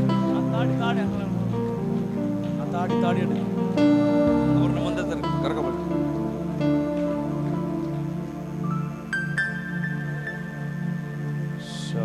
ഈ പുള്ളിക്കാരന്റെ ബാക്ക്ഗ്രൗണ്ടിൽ ഒരു അഭിഷേകം വെളിപ്പെട്ട് വരും. ഏതിൽ നിന്ന് വന്നോ അതിൽ ഒരു നിയോഗം ദൈവാത്മാവാക്കി വെക്കുക. ಇವರು ಯಾವ ಹಿನ್ನೆಲೆಯಿಂದ ಬಂದ್ರೋ ಆ ವಿಚಾರದಲ್ಲಿ ದೇವರೊಂದು ಅಭಿಷೇಕ ಕಳಿಸ್ತಿದ್ದಾರೆ. ആ ശുശ്രൂഷ ഈ പുള്ളിക്കാരൻ ചെയ്യും. ಇವರು ಯಾವ ಒಂದು ಹಿನ್ನೆಲೆ, ಯಾವ ಒಂದು ಕೆಲಸ ಮಾಡ್ತಿದ್ರು ಆ ಒಂದು ವಿಚಾರದಲ್ಲಿ ದೇವರ ಅಭಿಷೇಕ. കണ്ടോണേ അസാധാരണമായ തീ ഇയാളുടെ മേലെ കത്തുന്നുണ്ടോ? ಒಂದು ಅಸಾಧಾರಣವಾದ ಬೆಂಕಿ ಉರಿಯುತ್ತಿದೆ. കണ്ടോ, നിങ്ങൾ കണ്ടോ? പരിശുദ്ധാത്മാവിനോട് പറയുന്നു, ಪರಿಶುದ್ಧಾತ್ಮ ഒരു അധികാരത്തിന്റെ നാവായി, ಒಂದು ಅಧಿಕಾರದ ನಾಲಿಗೆಯನ್ನ, ഒരു അധികാരത്തിന്റെ നാവായി, ಅಧಿಕಾರದ ನಾಲಿಗೆಯಾಗಿ, ആൾ മാറിയ ഒരു വ്യക്തിയെ പോലെ, ವ್ಯಕ್ತಿ ಬದಲಾವಣೆಗೊಂಡಂತ ಒಬ್ಬ ವ್ಯಕ್ತಿಯಾಗಿ വെളിപ്പാടുകളുടെ ആഴത്തിൽ പരിശുദ്ധാത്മാവ് കൊണ്ടുപോകാൻ പോവുക. ಪ್ರಕಟಣೆಗಳ ಆಳಕ್ಕೆ ಇವರನ್ನ ದೇವರು ಇಳಿಸುತ್ತಿದ್ದಾರೆ. പിടിച്ചോ പിടിച്ചോ പിടിച്ചോ, ആ ദൈവസാന്നിധ്യം പിടിച്ചെടുത്തോ, ആ ദൈവസാന്നിധ്യം പിടിച്ചെടുത്തോ, ದೇವರ ಸಾನ್ನಿಧ್ಯವನ್ನು ಹೊಂದಿಕೋ ಹೊಂದಿಕೋ ಹೊಂದಿಕೋ, ആ ദൈവസാന്നിധ്യം പിടിച്ചെടുത്തോ, ದೇವರ ಸಾನ್ನಿಧ್ಯವನ್ನು ಹೊಂದಿಕೋ, ആ ദൈവസാന്നിധ്യം പിടിച്ചെടുത്തോ. ದೇವರ ಸಾನ್ನಿಧ್ಯವನ್ನು ಹೊಂದಿಕೋ. ಬೆಂಕಿ ಇಳಿಯಲಿ, ಬೆಂಕಿ ಉರಿಯಲಿ.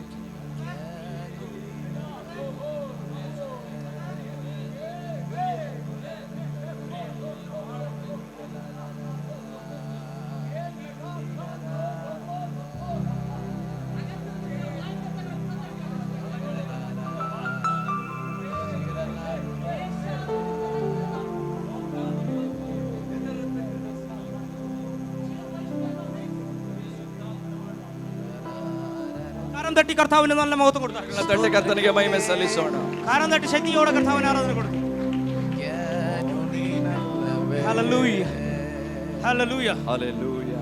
നിങ്ങൾ പ്രാർത്ഥനയിൽ അധികാരമുള്ളവരായി തീരുകയും ಪ್ರಾರ್ಥನೆಯಲ್ಲಿ ಅಧಿಕಾರವುಳ್ಳವರಾಗಬೇಕು. കരം തട്ടി ശക്തിയോടെ ಕರಗಳ ತಟ್ಟೆ ಕರ್ತನಿಗೆ ಮಹಿಮೆ ಸಲ್ಲಿಸೋಣ. God bless you. നമുക്ക് എല്ലാവർക്കും നാളെ കാണാം. ಆಶೀರ್ವದಿಸಲಿ.